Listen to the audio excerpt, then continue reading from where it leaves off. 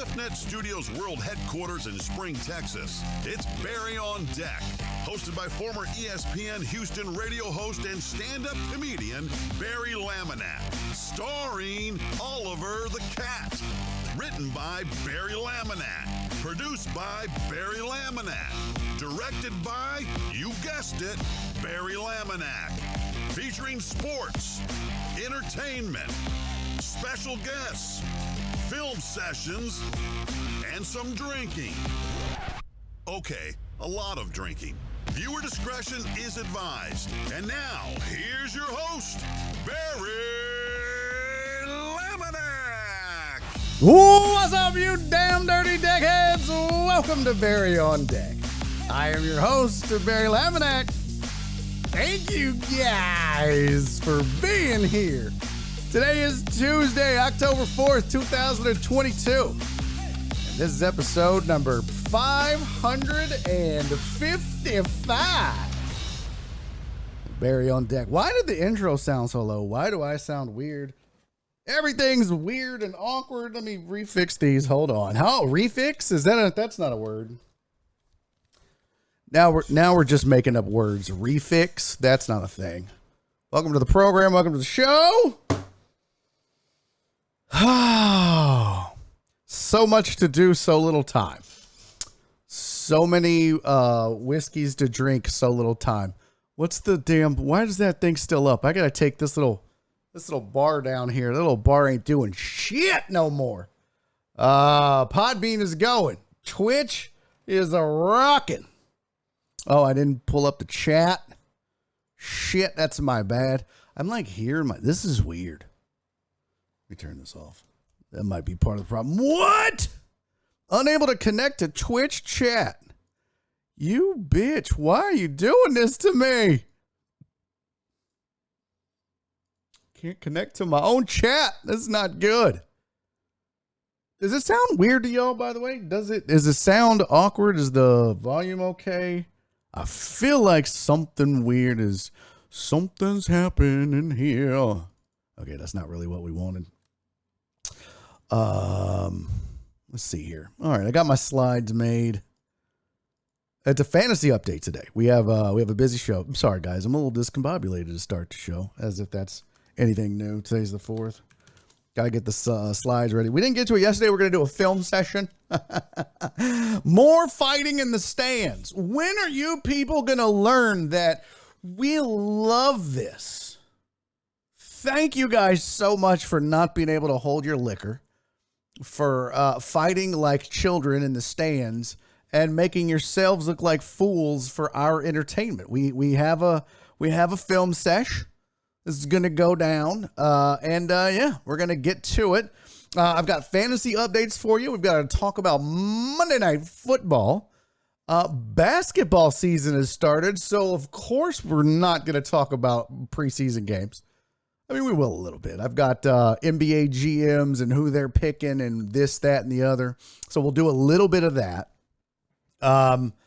Courtesy of Cisco, I've got the lewdest sounding towns in America. Yes, that's like lewd sounding cities.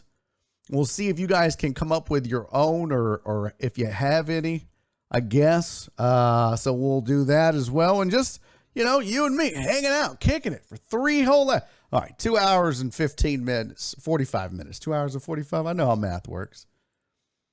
Yeah, so we're going to hang out. All right, where's my chat window? Where's my chat window? There we go. Resize. What does this say? Reyes, hope you're having a great day, Barry. Thank you, Jared Taylor. I appreciate that. Sound is good. No. Is this the stud from the picture going around on Twitter? Jay Cross says. Fucking, we need to talk about that too, Kyle. Oh, raggedy bitch. Sounds good. All good over here, man. Fuck fantasy. Alex is upset. Alex lost. No need for a fantasy update. I love it. I love everybody that's losing is like, nope, don't need a fantasy update. TS Stream said, LOL, you look great in your chair. Oh, are you talking about we're going to have to go over this photo. I'm kind of pissed about it. Someone owes me wings and a beer. Who? Oh, who? Who indeed? All right. Hello, Demata. Okay, let's do this. Let's get into the show. By the way, shout out to everybody, all 2 people listening on Podbean. John Dory, Chris Reyes. I imagine D-Mac will be along soon to hang out with us. Okay, what is happening over here? Let me fix this. What in the frick? Can I tell you guys what I'm obsessed with right now? Most of you are not going to give a shit. Most of you are not. Alex said, why are you bringing up old stuff? Oh, look. See, Donna, don't be giving out the goods. Damn it, Donna. If they're not on Discord, fuck them. This is why they need to be on Discord, because then they'll go, you guys had a birthday party and didn't tell us? Well, you should have been on Discord, you raggedy bitches. Donna said, for those not on Discord, Dr. Dre's birthday, not like the actual Dr. Dre, like beats Dr. Dre, like, you know, like the chronic Dr. Dre. I mean, Dr. Dre, this Dr. Dre is chronic, but it's like chronic back pain, chronic neck pain. But Dr. Dre on 290's birthday party is Saturday at Kobo's, 7:30. Oh. Till now said, is Snoop Dogg coming? I don't know about Snoop Dogg, but like Dr. Dre's bringing a dog. I think his name is Poop Dog. Reyes said, what the fuck? Yeah, well, you know, don't get banned and it's not a problem, Reyes, if that is your real name. Mark said he's going to be at Ren Fair. I still want to go to that one day. I do. I still want to go to a Ren Fair. Cece said, I'm making a cake. Are you really, or are you just saying that, Cece? If I had to guess what kind of cake Cece would make, it'd be a rum cake. Nailed it. Right? Huh? I even said I don't see shit. Where was it posted? In a secret group you're not allowed in. We don't allow dudes named Ivan in the group. Pecan? Is it pecan? Pecan praline cake. That sounds like some shit my grandma would make, Cece. That sounds like an old lady cake. She'd be angry. Oh, it is. So this is going to be your first time to Ren Fair? Is it Ren Fair or Ren Fest? What's the difference, Mark? Jello shot cake. Cece would definitely make a Jello shot cake. 100%. She'd be like, look. And it would just be like, she would basically make it like pixel art. So that like all the Jello shots made like a smiley face. She'd have like yellow Jello for most of it. And then like green Jello for the eyes and the smile. I made you a cake. Donna said Cece's cake is delicious. Is that code for something, Donna? I don't know. What's up, Heartthrob? He said, greetings, fam. Currently sitting in orientation from a new job. Check back in a few. Nice, buddy. Go get him. Dave is lurking. Hey, Dave, I appreciate the lurk, buddy. Thanks for being here, Dubs. Potch, thank you for the sub. Should I say resub for 8 months? You the man. We're almost at baby making time. Potch's notice. He said, notice me. Potch's message for his resub was, notice me. Cece said, this cake has won prizes. Wow. That's pretty good. You find someone to teach you to sew, Cece. Oh, yeah. Cece's looking for, she's got a sewing machine she doesn't know how to use. Okay, let's talk about, speaking of life, let's talk about life for a minute. Spoiler, Cece is the cake. Nice. Very nice. I like. That's funny. I need a sub, TS Stream said. I need sub. You're not subbed? You're not subbed to this channel? You mean you don't get access to all the great... There's, you know... It's really just to make sure that we stay on air, TS Stream. That's why you want to sub. Make sure we can keep doing this. All your favorite streamers, for that matter. Okay, let me catch you guys up on some shit. What?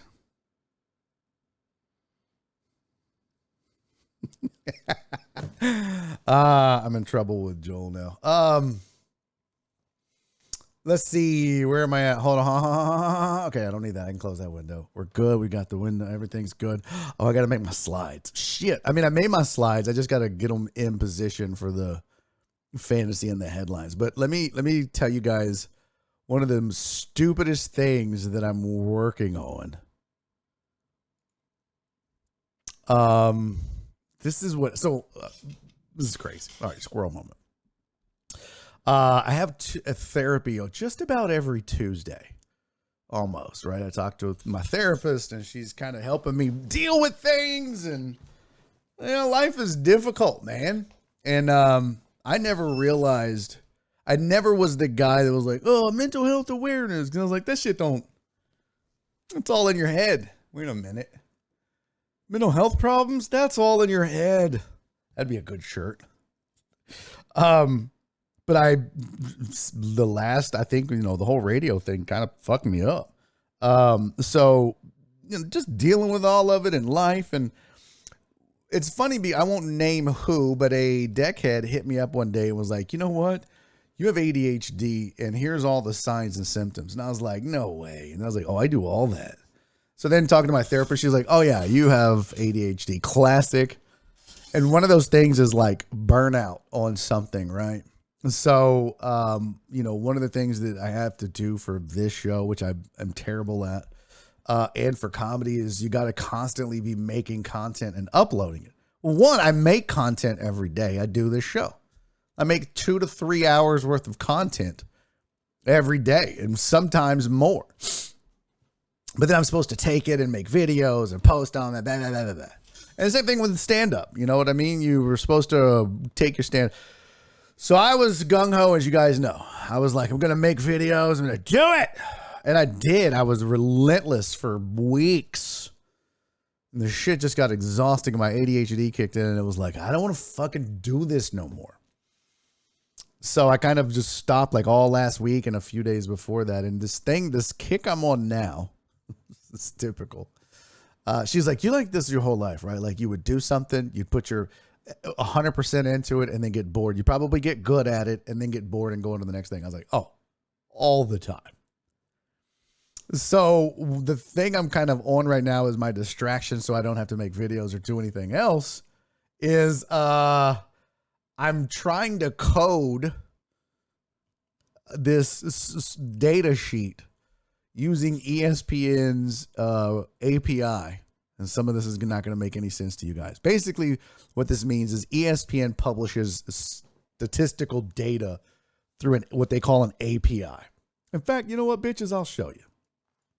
Who gives a shit? We got 3 hours. We're talking sports. I'm going to bore you with some nerdy shit, and then we'll get into it. But this all leads to something, I promise. Just bear with me here. Basically, this is what I've been doing as of late. Let me find my folder here. Sidecast resources. We'll open that, and I will open that. Nick said, I saw a commercial for the nightcap a few days ago. Did you really? I saw something on Instagram today from a chick that I did the pilot episode with talking about the nightcap. So yeah, we'll see what happens. It should be cool. And I'm excited. They said that was going to be the first episode. They might change their mind, probably do some other episodes and be like, okay, this one sucks. But hey, yeah, I'll be on your boy, I'll be on the nightcap. I'm fully expecting to blow up and go viral, and none of you had better ever talk to me after that. I'll be famous, and no, I'm just fucking with you. All right, so this is what I'm doing. So here's the deal. All right, how many of you, one in the chat, put a 1 in the chat, how many of you hung out for Thursday Night Football Sidecast in the past? We've done what, 2 now? Yeah, we've done 2. Put a 1 in the chat if you attended either or both of those. Doesn't matter. Just put a 1 in the chat if you hung out with me. 1, if you did, thank you. And 2, you guys know I try to make this better, right? I'm trying to improve this. I'm trying to make this more fun. I don't want it to just be a boring ass sidecast. So 1, I try to make it fun and interesting and have a good time, but I want to some of you, I was talking to you about things I could put on the screen, and we talked about stats and fantasy stats. And I was like, you know what? I feel like I could automate all of this through vMix, and I can. vMix has what's called data sources. So it can actually read spreadsheets of data if I can populate them in real time or whatnot. So, Mark said, I've been there for Sports Riot Sidecast, just haven't yet for yours. That's all good.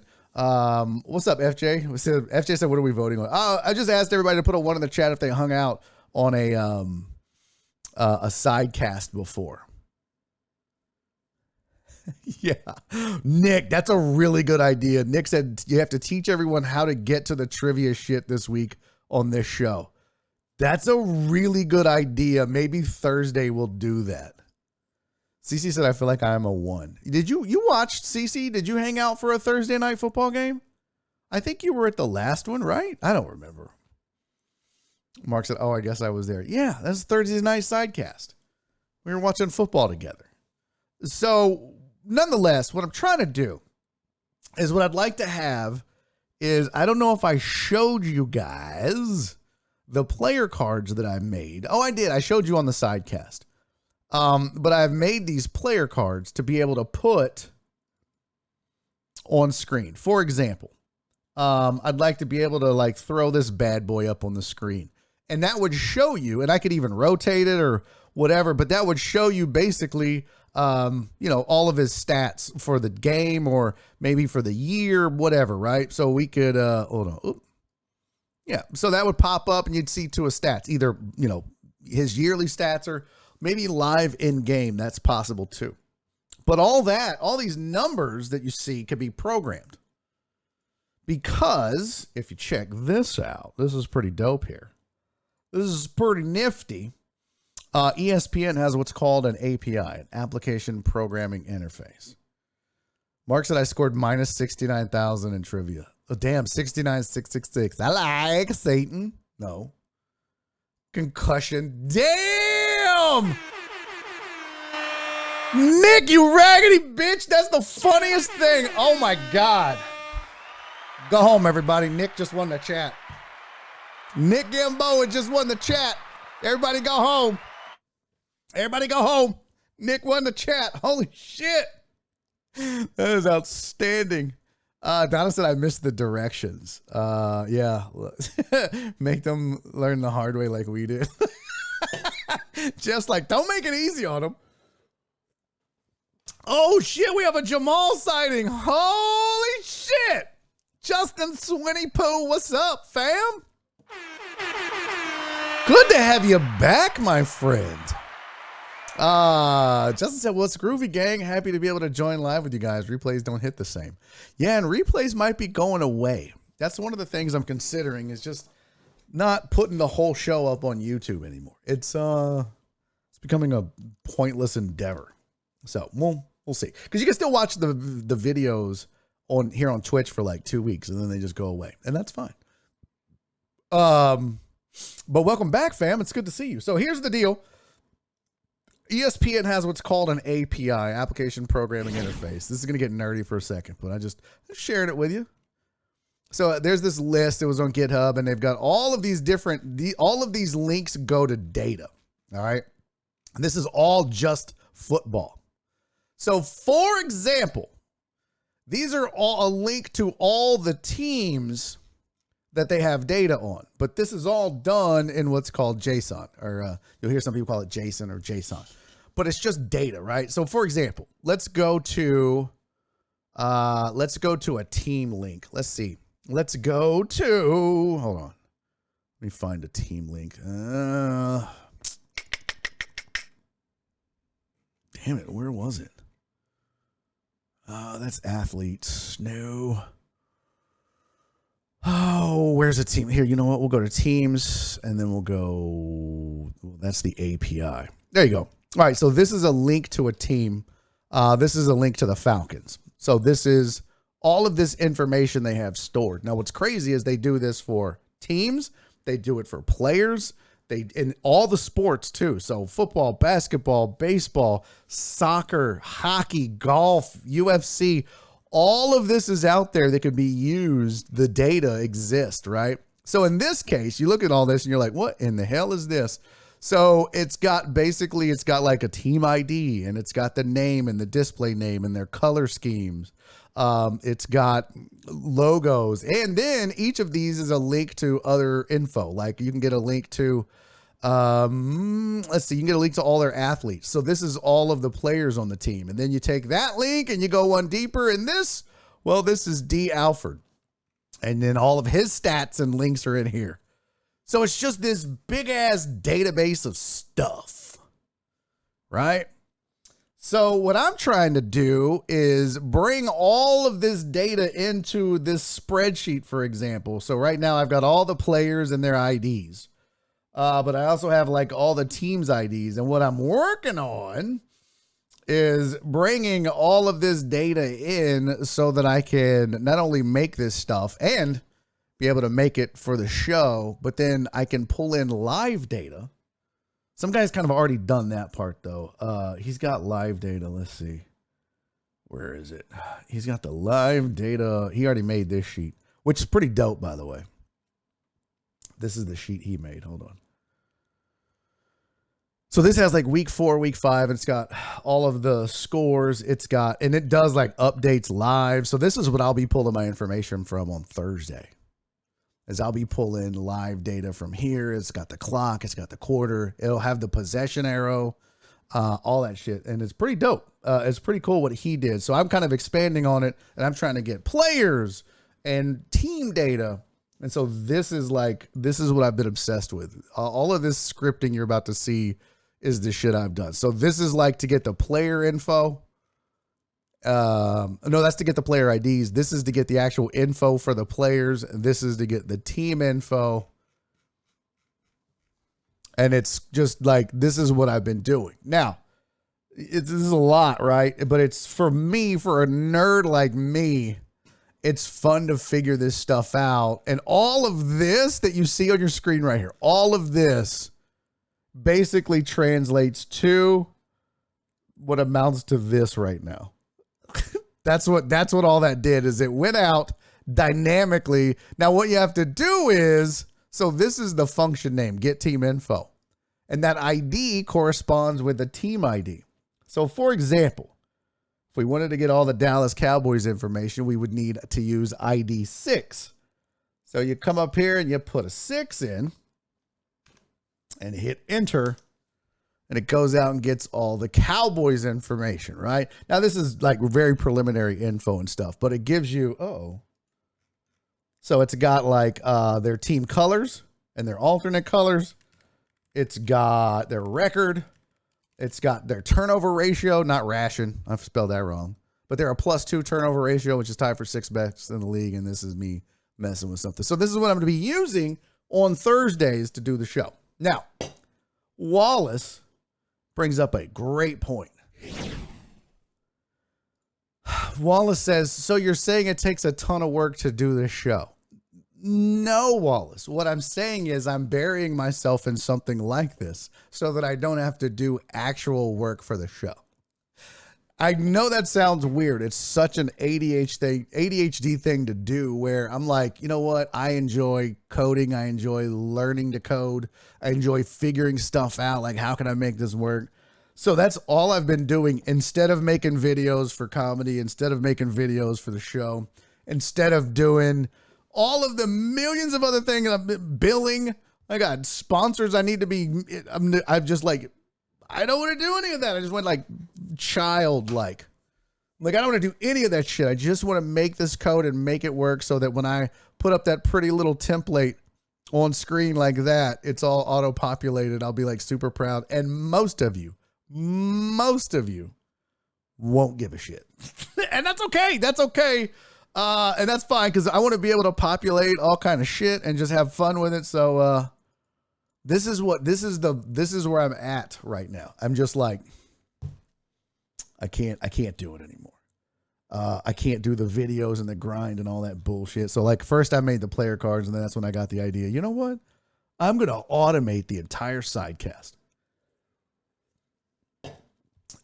Nick said, yes, but do you have the sounders for when the teams score ready yet? That is a good question. No, I do not. Who is playing this weekend? I don't even know. Who's playing this weekend? It's the Colts.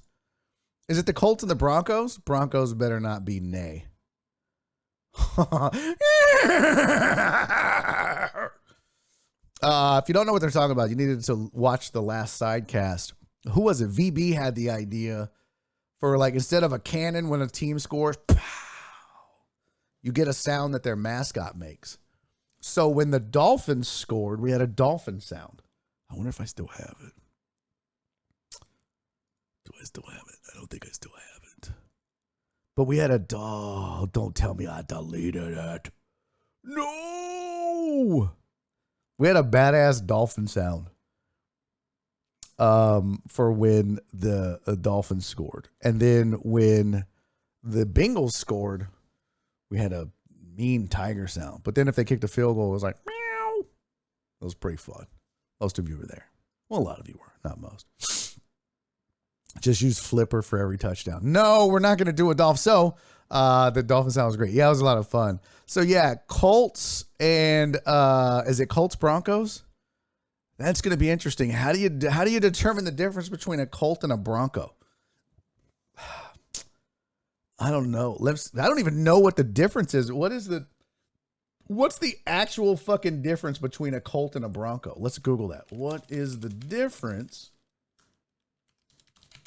between a Colt and a Bronco? About 2 wins. Okay.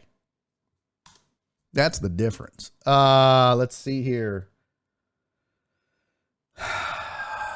Let's push this over here. Is this a horse race? No, it's not a horse race. What sound do you make for the Texans? Never mind, irrelevant. That's true, Catfish. They are irrelevant. Perry said that shit was annoying as fuck. What? The dolphin sound? It was keeping his kids up. That's hilarious. You got to make it fun, Perry. Don't be, as my mom would say, don't be such a fuddy-duddy. Let's see. Here we go. This is the definition. Here we go. Wiki diff. I don't know what the fuck wiki diff is. One has to be a nay, right? Is that what? Yeah, well, that's what Jeff Bell was saying. Nay. So Colt versus Bronco, what's the difference? As nouns, the difference between Colt and Bronco is that Colt is a young male horse, while a Bronco is a horse of Western North America that is wild or not fully broken in. As a verb, Colt is to horse, to get with young. Oh no. What's up, Crystal? Crystal said first, not first. One has to be a nay. So yeah, so Colt, I don't know. I really don't know the difference. I guess Broncos are wild and Colts are like baby horses, right? I don't know. Why would you name your team after a baby horse? You're like, oh, it's the Indianapolis Ponies. I want to know what the team origin is. Why did they start as the Colts? Who chose the name Colts? Here we go. Damn, I found it. How is that possible? The internet has everything, you guys. Indianapolis Colts, founded January 23rd. Oh, fuck. There goes the trivia. Shit. Their fight song is Let's Go Colts. Well, none of this is going to be on there. Son of a bitch. I just ruined all this. The beer. No, they're not the Colt 45s. Also, that would be in the Astros, right? Perry had to mute the stream. That's funny. Most people know the Colts were located in Baltimore before they moved to Indy. Why is their font on this is weird? However, that's just part of their storied past. The team originally was located in Miami and was then known as the Seahawks. Starting in 1946, unfortunately, the team accrued massive debt and was purchased by a group that moved them to Baltimore. Following some bad years in Baltimore, the team was again sold. This time, the NFL moved to Dallas, where they were known as the Texans. What? I'm so confused. But only for the 1952 season. The next year, the team was shipped back to Baltimore. Holy shit, I didn't know all this. After the team cashed in their frequent flyer miles, they were once again the Baltimore Colts from the 53 season to the early 80s. Like so many other teams, Colts got their nickname from a Name the Team contest. The moniker Colts was chosen to pay homage to the rich tradition of horse breeding and racing in the area. But as we all know, they didn't stay in Baltimore. 20 years after again becoming the Baltimore Colts, they relocated to Indianapolis in 83. Interesting. Thank you, Astros, for last night. Go Phillies. Look at Jay Cross. He's like, go Phils. Hey, fighting Phils ain't done yet.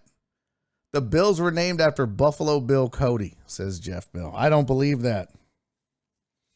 Or it can be part of trivia and test people's memory. No, they'll Google it. Yeah, that's what VB wants to know. Have you found a Colt sounder yet? This is what we're talking about, VB. Welcome to the program. We were saying that what's the difference between a Colt and a Bronco? How am I gonna get what? They're both horses. One's just gonna be like, and the other's gonna be like reverse it. I don't know. What's up, Evil Death? The Miami Seahawks. That does sound weird, right? That does sound weird. That's a weird pass. They started in Miami as the Seahawks. Denver sports media is already eating crow. When they signed Russ, everyone was saying Super Bowl or bust. That's hilarious, Justin. That is too funny. Alex says, so the Colts are hoes. No, they're not hoes. No. They sound they should have been named the Blunt because they've been passed around. Oh, nice. Preakness is in Pimlico, Maryland. I did not know that, Evil Death. I really did. I mean, I knew Pimlico, but I didn't know Pimlico was in Maryland. So Perry said, what sound does a Colt make? Oh, it's kiss my ass, Jay Cross. Don't you dare clip that, raggedy hoe. Belmont is in Baltimore. Oh, I didn't know that. Oh, all that shit is right there. And so, I get it now. So you've got the Belmont Stakes, which is in Baltimore. Pimlico is in Maryland. The Kentucky Derby is in Maryland.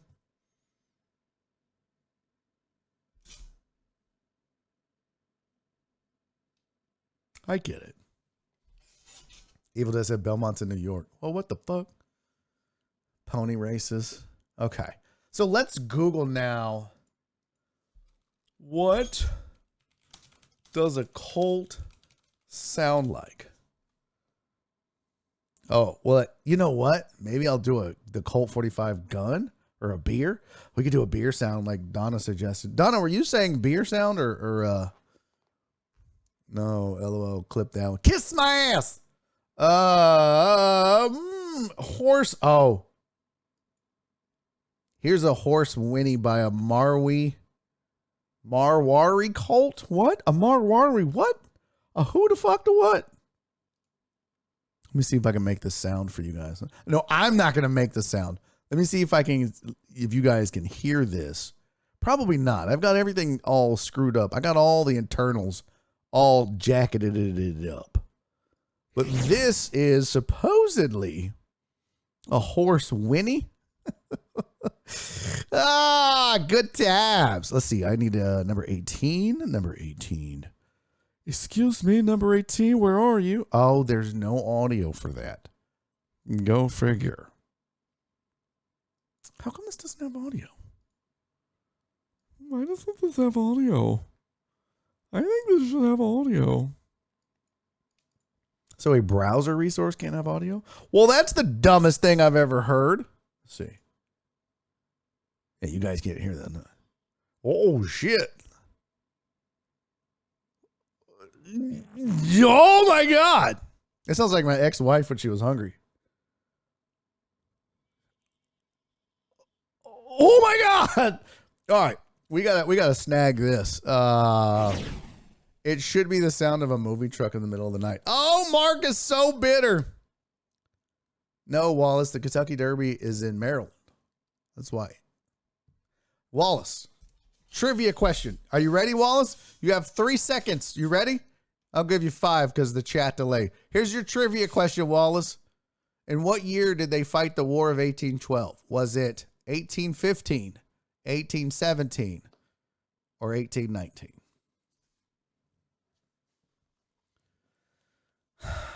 No, we're not going to play Genuine My Pony. I can't play copyrighted shit. Astros were the Colts or Colt 45. The Astros were the Colt 45s, the gun. I guess they can't keep that name because it's related to gun violence.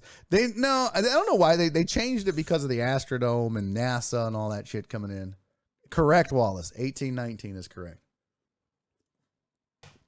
Hold on, I'm gonna get this audio for you guys because I'm just that damn cool. You got to hear this horse, and then we're gonna do sports headlines. I promise. BOD show prep. YouTube download. Totally legal.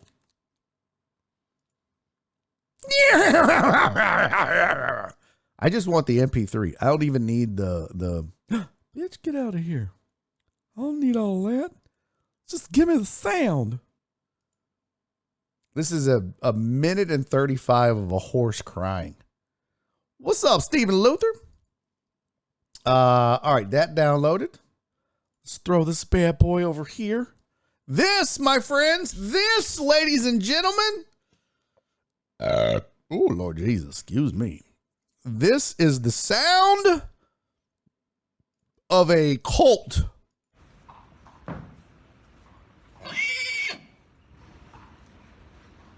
What? What? Oh, no, it gets better.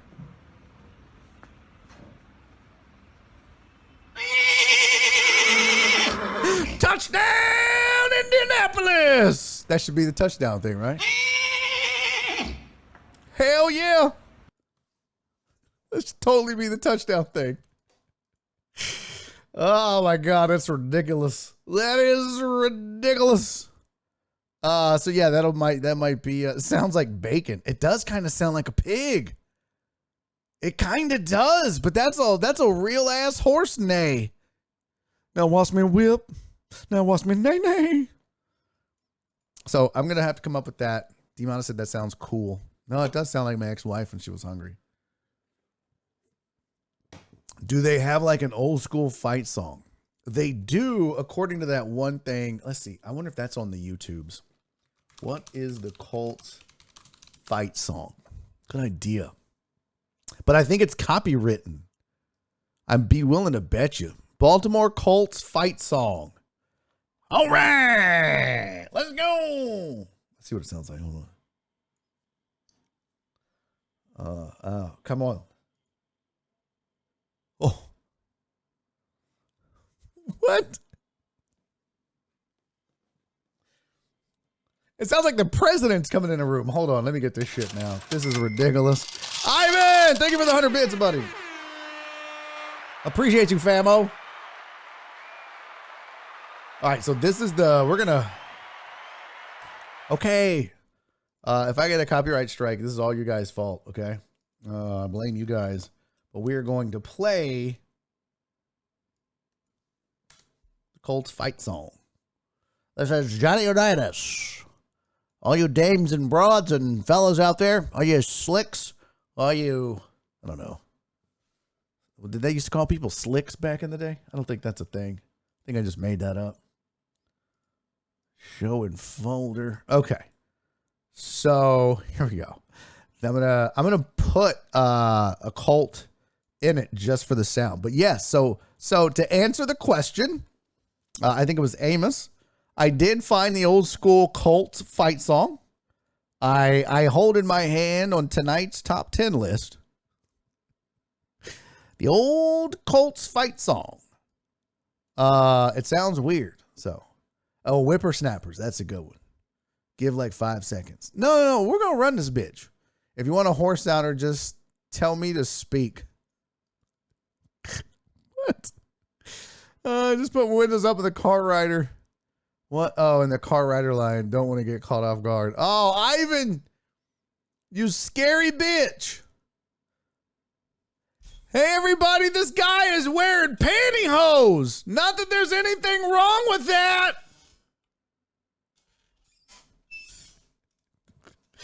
Hey, everybody, the guy in this car thought that the Dahmer documentary was a how-to. Crystal said, Jerry already played bitch in my book when the girls got in the bus. We good today. What? I don't know what that means. What are you talking about? Jerry played bitch in my book when the girls got on the bus. We good today. I don't know what that is, Crystal. I have no idea what the heck you're talking about. It's a song. I don't know. Who's Jerry? I'm lost. All right, here's the Colts fight song. Hey, everybody. Gosh, this is crazy. This is Johnny Unitas of the Baltimore Colts. Let's go, you Colts. Let's go, you Colts. That's my favorite part. This is Johnny Unitas. Let's go, you Colts. You Colts. I want the pod being here. Let's see. This is Johnny Unitas of the Baltimore Colts. Let's go, you Colts. I don't know. Can y'all hear that on pod being?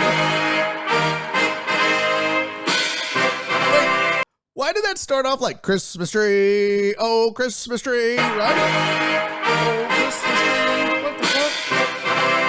It sounds like a president is in there.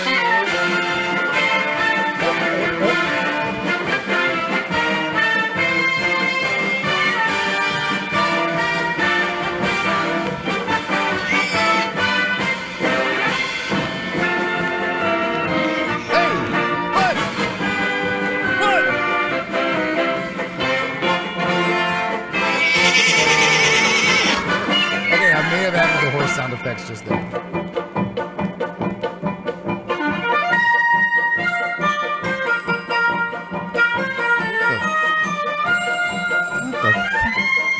Yeah, I don't know why. I'm sorry. I don't know why Ray said he can't hear it, dude. I'm not sure why.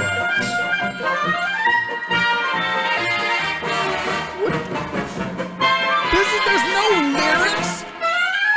Boo! Christmas tree! Oh, Christmas tree! We should make up our own lyrics. Christmas tree!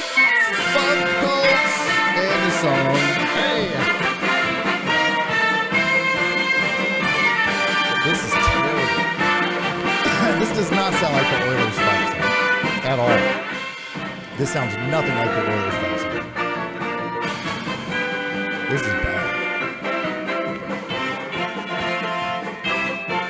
All of a sudden, I want a funnel page.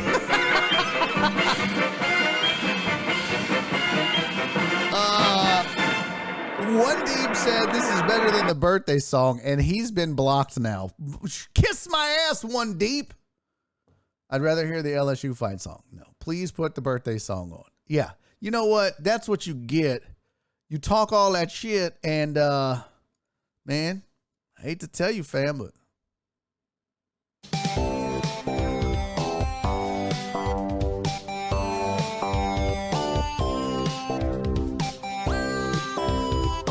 All right, I'm not in the mood for that shit. So yeah, that's the Baltimore Colts fight song. It doesn't even have any good. There's no lyrics. That sucked. Get your shit together, Indianapolis Colts. Nick is team birthday song. Look, Wallace said he's leaving. I'd rather hear the Colts fight song than the birthday song. All of it was whack. The whole Colts fight song was whack. I don't know why I just deleted it either. I should have kept it. Should have kept it. Made you hoes listen to it. That should be the outro music. Total Dallas. One corn dog, please. See, that'll be 7 cents there, fella. You have a good day, all right? And musk your hair up. One Deep said, yeah, rock out. Now kiss my ass. All right, let's do some sports headlines.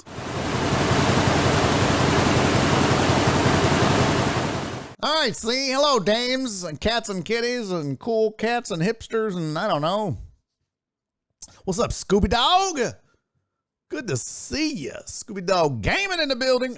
Just about to do some sports headlines. Just out here and bullshitted for an entire hour almost. I don't know how that happened. That got away from us, didn't it, chat?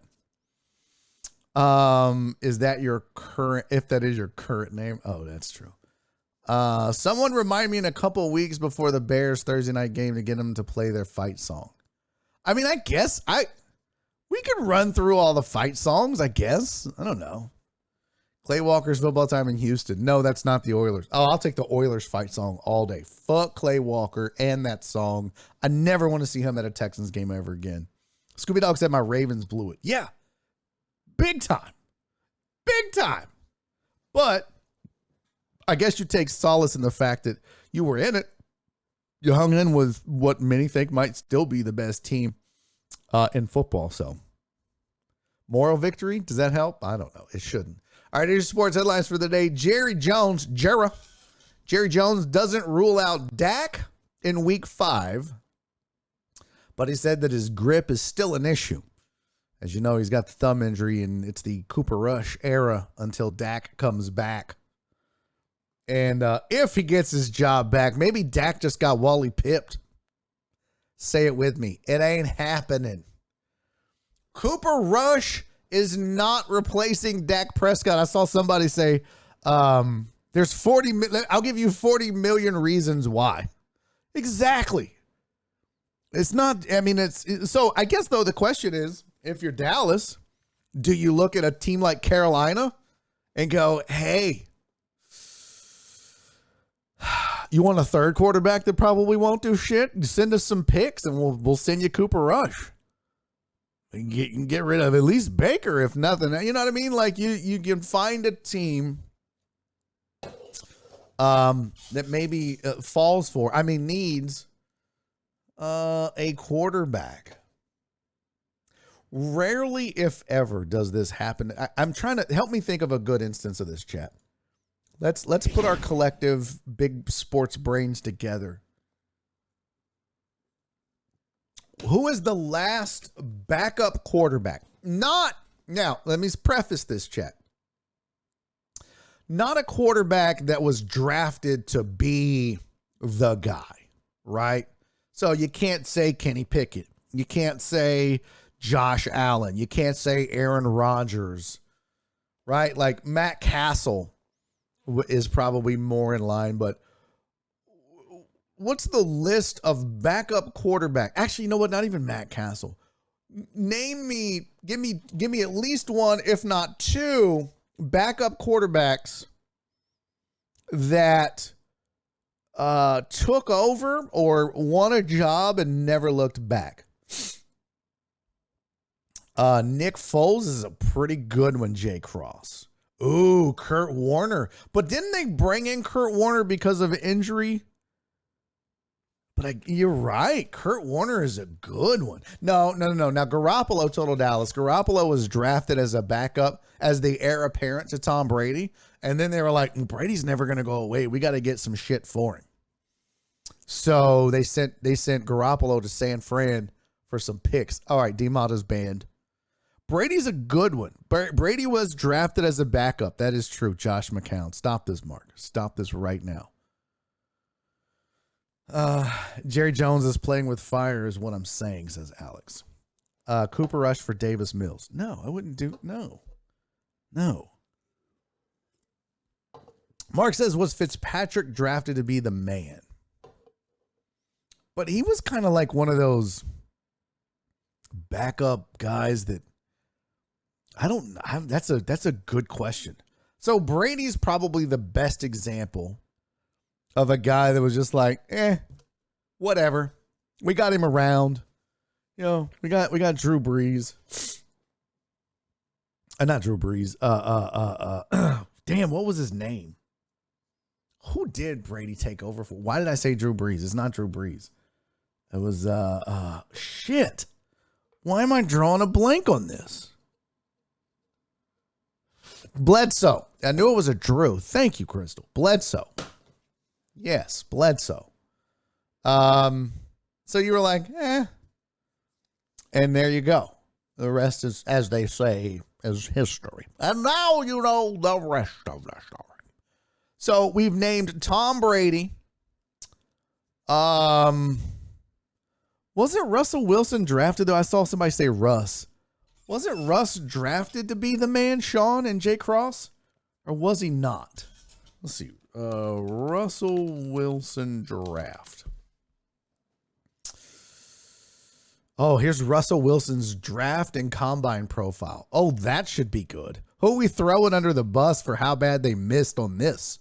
Is this LZ? This is NFL.com. This might be Lance Zierlein. I better not read this. He's my buddy. Prospect grade 68.5. 97 is elite. Shit. Draft results. Third round, pick 12. Read more. 40-yard dash, Russ ran a 4.55. His vertical was a 34. Broad jump was 118. That's a lot of broads.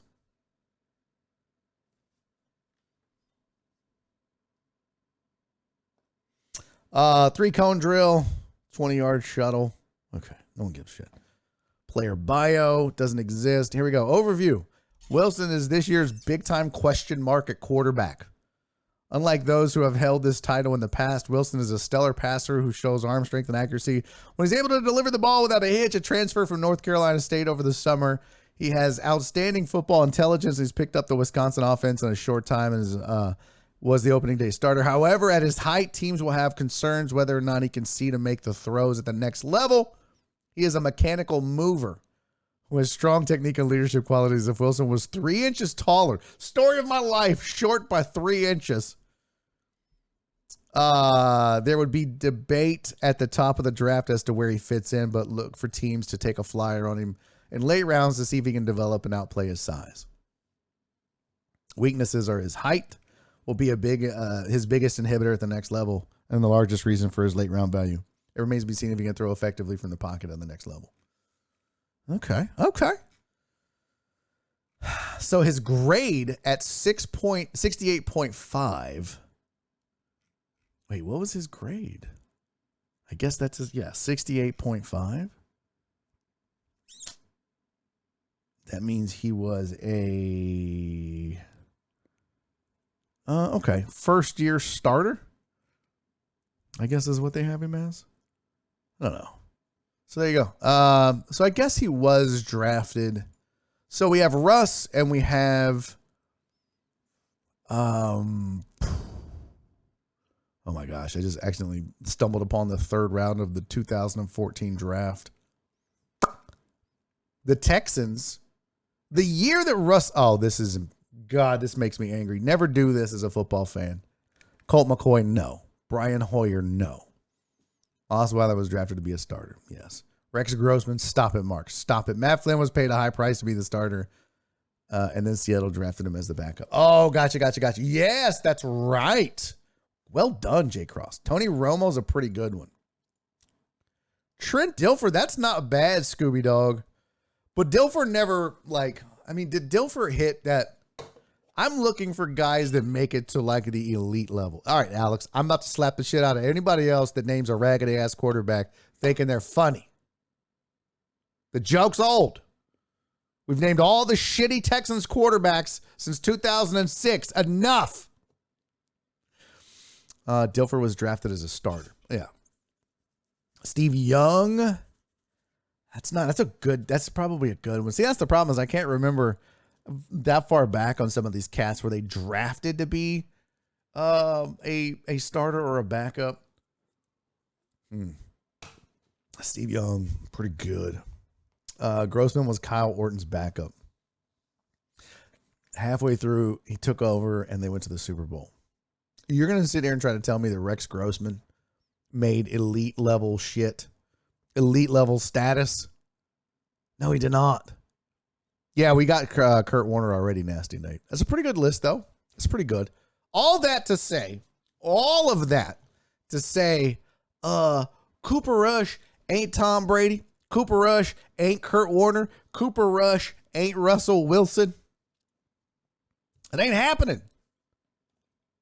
And the question, you did not say elite. No, you know what the fuck I meant, man. Don't make me start cursing. You know what I meant. All right. Let's move on before I have to start banning people for these stupid ass answers.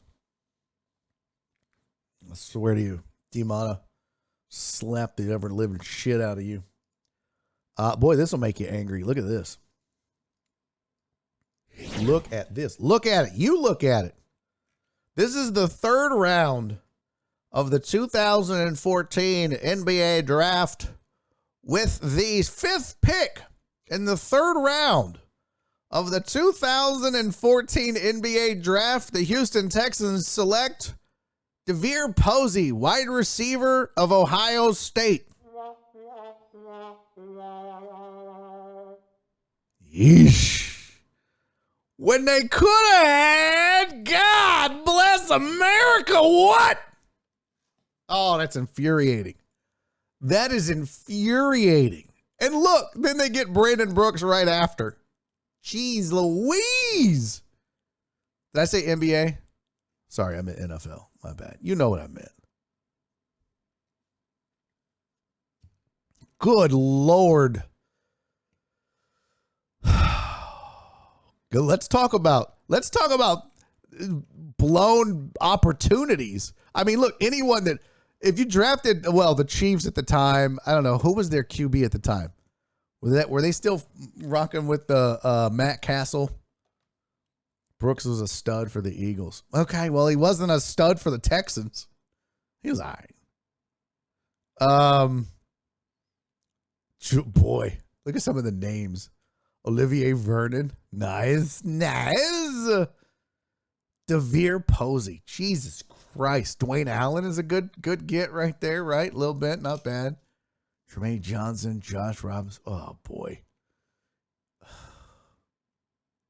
2014. Who was that still the Schaub era? That was definitely still Schaub, right? Yeah, it had to have been. Texans 2014. So of course they're like, well, we don't need a quarterback. We got Matt Schwab. What can Schwab do for you? Let's see. Oh, what the hell? Oh, 2014 roster. Here we go. It is. Those were the good old days. Holy shit. No, that wasn't. Oh my God. That wasn't even in the Matt Schaub era. What? Oh, now I'm really pissed.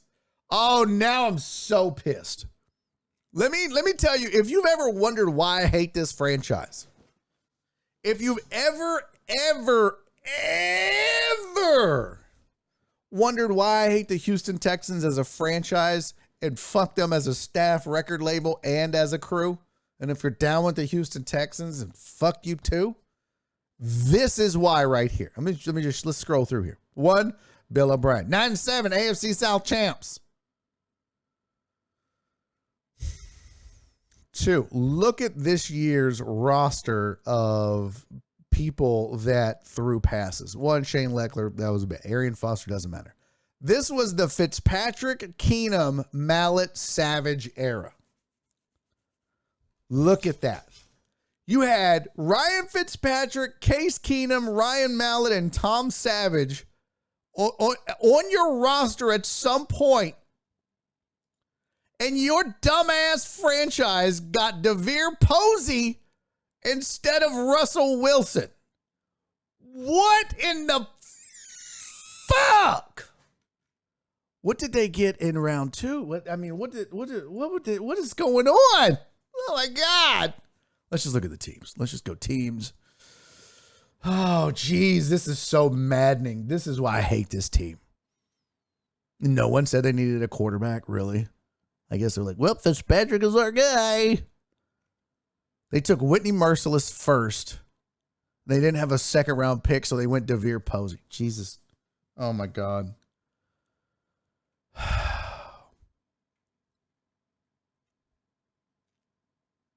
Unbelievable. I don't even want to know. Do I want to know who was taken in the first round? That they passed up. Oh, fuck. Okay. No, well, they didn't have the number 1 pick, so that's fine. What pick did they have? Where did they grab Merciless from? They had the 26th pick in the draft, and they took Whitney Merciless ahead of, let's see what other quarterbacks or options they had. Doug Martin, here's Smith, Nick Perry. All right, so Merciless had a good career. I'm not knocking Whitney Merciless by any stretch. He had a good career as a Houston Texan. But so far, you could have had Merciless. Let's see, is there any names that like just jump off the page at you. Janoris Jenkins. Jeff Allen. Boy, that'd have been nice. Holy shit. Alshon Jeffrey. Okay. Bobby Wagner, but I think Bobby Wagner still was better than Whitney Merciless, but Merciless did a job. He did his job. Love his band. Zach Brown, amazing. Oh, look at that. Look at this horse shit. Brock Osweiler went before Russell Wilson in this draft. You have got to be shitting me. Okay. All right. Levante Davis. So that's through 2 rounds. Really? Other than maybe Bobby Wagner and Jeff Allen, not a ton of names, which, I'm sure they still had Dwayne Brown, so they weren't thinking, let's see. Yeah, and then you get all the way to DeVere Posey. Oh, my God. Could you imagine what this team would be like had it drafted Russell Wilson and not DeVere Posey? Unbelievable. Unfucking believable. All right, back to the headlines. Colts running back Taylor he says he hopes to play. Jonathan Taylor is sprained his ankle. It was a pretty bad ankle sprain, I believe. Let's see. Let me verify. Was it a high ankle sprain or an ankle sprain? Hold on. Let me get the deets for you. Ankle injury. Just as badly twisted ankle. I couldn't remember if it was because there's a difference. You get a high ankle sprain and those can linger a lot longer. So, Clarence said, what about the 4th round? I don't know. Let's see. Let me see if I can find the 4th round. Reopen. Oh, bitch. There it goes. Well, we're gonna move on after this, Clarence. We'll check the 4th round. But we'll move on after that because that's getting old. Let's see here. All right, so your 4th round look like. Oh, they took. The Dolphins took Lamar Miller, who ended up being a Gino Gradkowski, Ben Jones. Okay, Kirk Cousins. All right, I like. He actually ended up playing pretty well, I thought, for Washington.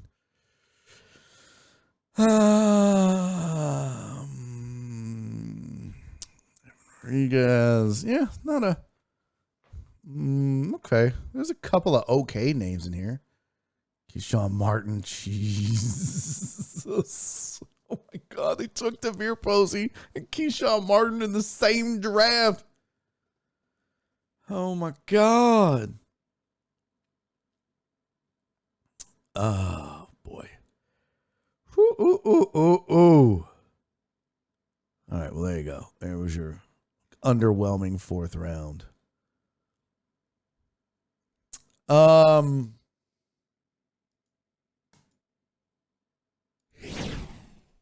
It says it would have been the same and we wouldn't know who Russell Wilson is. No, I wouldn't say that. I think this Texans just love long-necked QBs. Could be. You see that hit? Oh, yeah, we're going to talk about that, Catfish. We'll talk about that. We're going to do some, I'm going to recap Monday Night Football.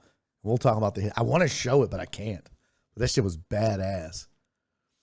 I'm a VIP. I thought I was allowed. Oh, yeah. Yes, VIPs are allowed to post links. That is correct.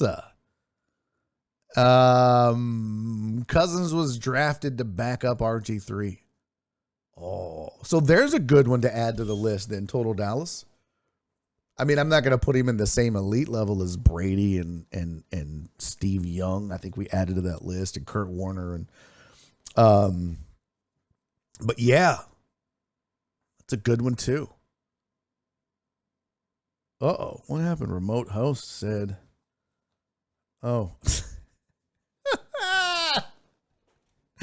Nice.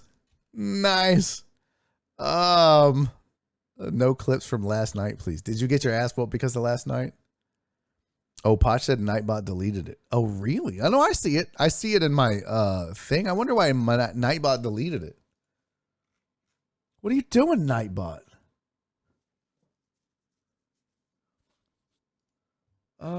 Okay, I'm gonna have to fix that. I'm sorry about that, Mark G.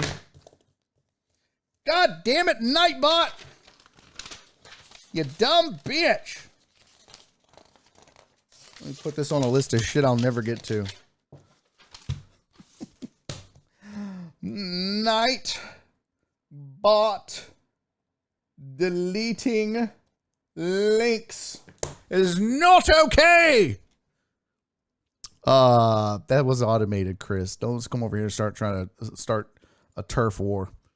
All right, so Jonathan Taylor has an ankle sprain. Says he hopes to play. He better hurry because Thursday is right around the corner, and they got that big tilt against the vaunted Denver. Okay, sorry, Jeff Bell. Pittsburgh Steelers have listed rookie Kenny Pickett. I don't know why that just stops there, but it should say as their QB1. They have officially elevated him on the roster on the depth chart to QB1. The Mitch Trubisky era in Pittsburgh is over with. And what I really love about Mike Tomlin is he said, look, this is not Trubisky's fault. This is not, let's not lay this at his feet and say he did something wrong. We just didn't perform well as a team, as a whole. So we're just going to try something different, but it's not fair to blame him. God love you, Mike Tomlin, but he's awful. So it is fair to blame him. Broncos have signed Latavius Murray because Javonte Williams and Randy Gregory are about to hit the IR. Not that Randy Gregory has anything to do with the running back position, but just an FYI. Thoughts and prayers to Jeff Bell. I don't have like sad music. All I have is sexy time. I guess this is pretty good to play. Hey, Jeff Bell. I know you're a Broncos fan. And you kind of had hopes. Russ was coming in. This could be your year. Javonte Williams is hurt. And you may be asking yourself, why is Barry playing sexy music? Because our running back is hurt. I'll tell you why. Because you're fucked. Okay. NBA GMs have favored the Bucks to win the NBA title and Luka to be your NBA MVP. Let me pull up the what in the heck? Let me pull up the what's it called? Got a quarter chub now, Barry. I'm sorry, Nasty Nate. Jeff Bell said we shall overcome. You need this sad NFL on Fox theme. Do I? Rockets should be a play-in contender. At least 8th or 9th in the West. No. Cece said she got a quarter chub too. Oh, that cake is going to taste so sexual. Oh, wee. That's not what I wanted. That is not what I wanted. Did I close the wrong thing? Gosh, bless it. Dadgummit to heck. Watch your language, Laminac. I know. There we go. There we go. Bucks are slight favorites to win the 2023 NBA title. Luka was tapped as most likely to win the 2023 NBA Most Valuable Player Award in the NBA's annual survey. Let's go to the survey. Survey says, here's your predictions. Which team will win the 2023 NBA Finals? Bucks 1, 43%. Warriors 2 at 25%. Holy shit, we have a Richard Vale sighting. What's up, Richard Vales? Good to see you, buddy. All right, Warriors 2. Clippers 3rd at 21%. Celtics 4th at 11%. I don't know. After that coaching issue, I might downgrade that. Last year, the Nets were 72%. That shows you how much the GMs really know. Big, dumb idiots. Hold on, I can't scroll. I got to get my thing back up. I got to get my thing up. Here's your full list. Eastern Conference rankings. It went Bucks. Celtics, I went Bucks, Celtics, 76ers, Nets, Heat, Cavs. And this is last year, 83% Brooklyn to win the East. Order of the Nets was Milwaukee. Order after the Nets was Milwaukee, Miami, Philadelphia, Atlanta, Boston, Indiana. Over in the Western Conference, here you go. Here you go. Clippers, Golden State, Phoenix, Denver, Memphis, Dallas, and Minnesota tied. Lakers and New Orleans. Boy, I have a feeling LeBron's going to have something to say about that. But you never know. You never know. So just heard from a buddy of mine that lives in the same neighborhood as Brady. Says he hasn't seen Giselle there in over a month. Now Mark is just gossiping like it's the goddamn Real Housewives of Barry on deck. We're going to get to that in a second. By the way, Evil Death, there's just no way. This team is not there yet, talent-wise. They're just not. I think the Pistons will be a much better team than the Rockets. I think talent-wise, their talent is much better. Their young talent, I should say. And they've been adding depth, too. But I think the Rockets are okay with that. I do. I think they're okay with another couple of rebuild seasons. And they should be. So here's your player outlook. Who will win the 2022-2023 MVP award? I refuse to say who it's by. They don't pay me. Fuck them. 48% think Luka is going to be the MVP. 34% think Giannis will be the MVP. 14% pick Joel Embiid. Steph Curry came in fourth at 3%. Last year, it was KD. If you were starting a franchise today and could sign any player in the NBA, who would it be? Dre, why did you say clip that? Because I'm down on the Rockets? Oh, got to get my thing up. Gotcha. That's funny. If you were starting a franchise today and could sign any player in the NBA. Oh, this is a good one, chat. Who would you pick? You can see on your screen. Would it be Giannis, Luka, or somebody else? 55% said Giannis, 45% said Luka. If you were starting an NBA franchise right now and the entire player pool was on the table, who are you picking? 100%. This was it. It was one of the two. They're not going with anybody else. I don't know. As of today, right now,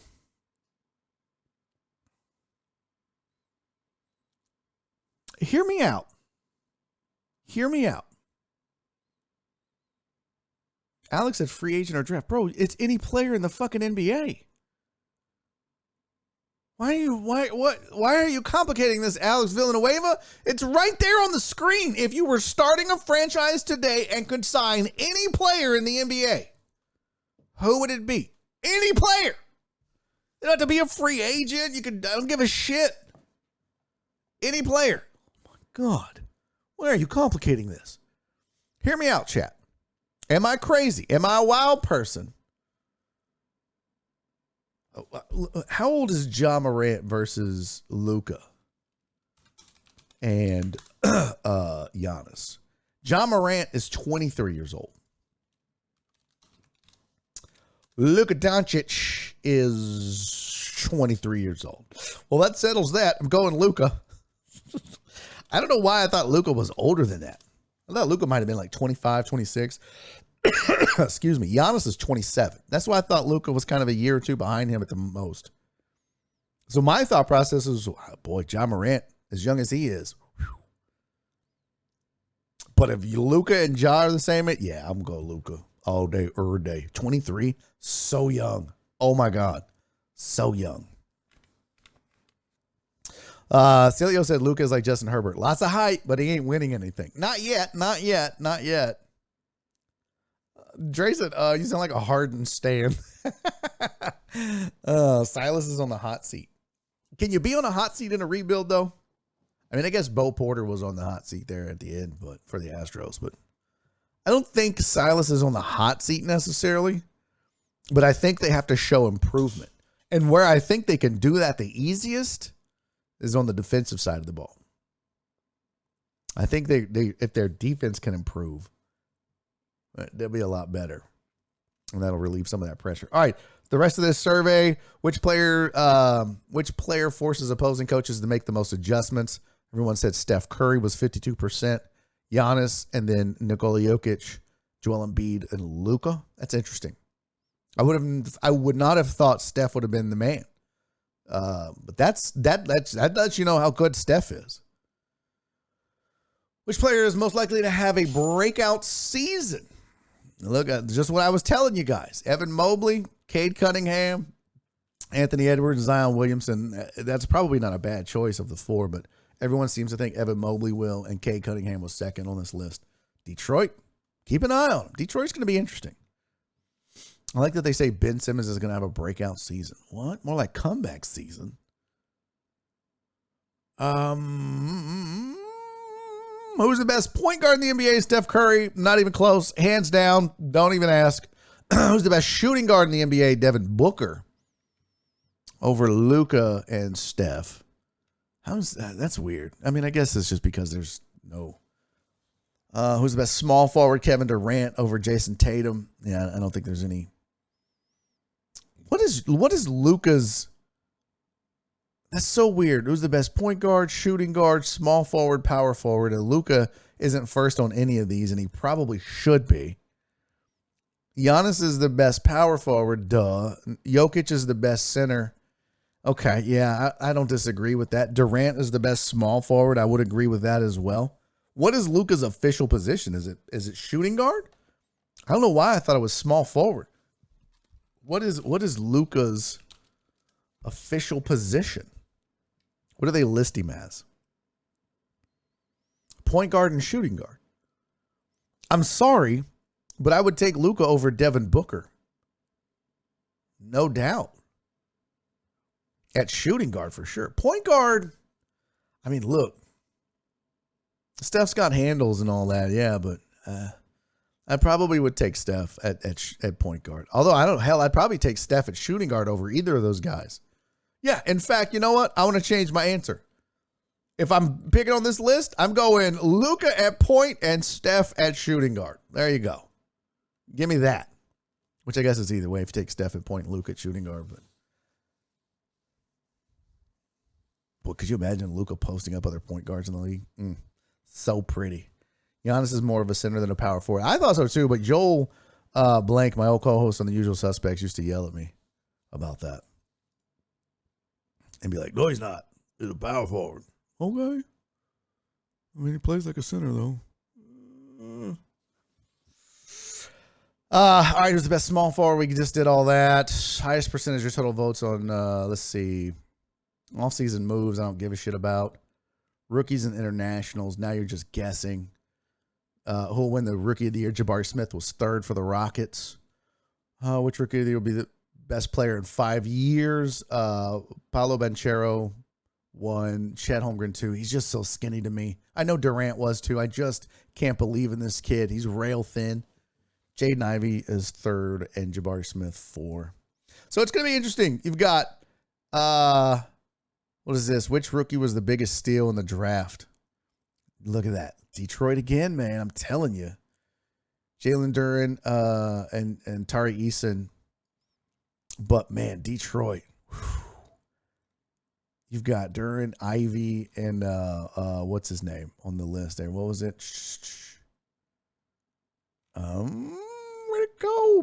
It wasn't Mobley, was it?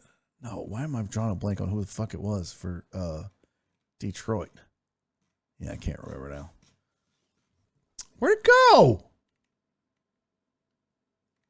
I've lost it. All right, so let's see here. Yeah, I like Banchero too. Yeah. There's the defense. No one gives a shit. And who's the best defensive player? Nobody cares. Coaching wise, it's got to be Spoelstra. Yeah. Pop is still around, but Spoelstra was winning without anybody.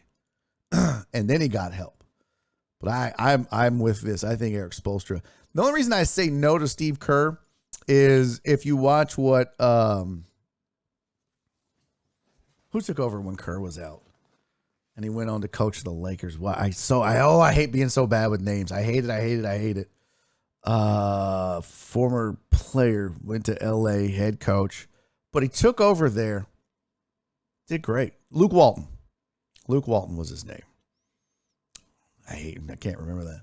But Walton takes over in Golden State and looks amazing. There you go. Thank you, Jeff Bill. Takes over and looks amazing, and then he goes to LA, and well, you know, it was LA, but still.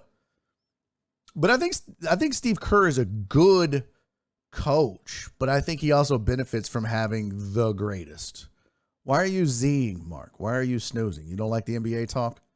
Jesus, you guys are so picky. Some of y'all don't want to talk baseball. Some of y'all don't want to talk basketball. So we just got to talk football the entire time.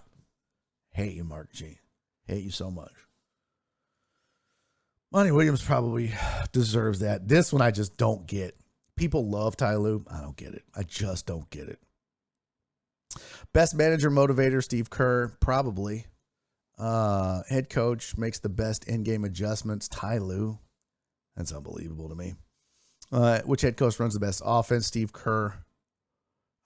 Defense, okay, no one gives a shit. Miscellaneous. Oh, I love the good old miscellaneous. Which team is the most fun to watch? The Warriors. No, we can talk golf and pickleball. Nice. Which team is the best home court advantage? The Raptors. Really? I would have not guessed that. I would have said Jazz. Barry on Sports. Which team has the league's most efficient offense this season? All right. Is there any more good categories? Versatile player. What was the last one? What rule regarding play schedule, draft, lottery, playoff format, etc. most needs to change? Oh, that's a good question. Oh, look, everybody. Of course. How do you not go 55? How is this not 100%? Which player would you want taking a shot with the game on the line? Steph. All day, every day, Steph. What rule would you change? Coaches' challenges, automatic review, including keeping the challenges successful. Of course, coaches and GMs are going to say that. Free agency before the draft, mandatory draft, medical information, lottery odds, flatten or wheel proposal, playoff format, including no play-in if 9-10 are too far back. Oh, that's interesting. Elam ending, more leeway for defense and scheduling. Interesting. I think they should have free agency before the draft. Because then once you get guys signed, then you know what you need to draft to address. So. Mark said, I loved the random sports talk last week. Well, it is, like Don said, it is basketball season. Got to talk it. All right, last couple things on the headlines for you. The last thing, the White Sox's Tony La Russa is stepping down due to health concerns.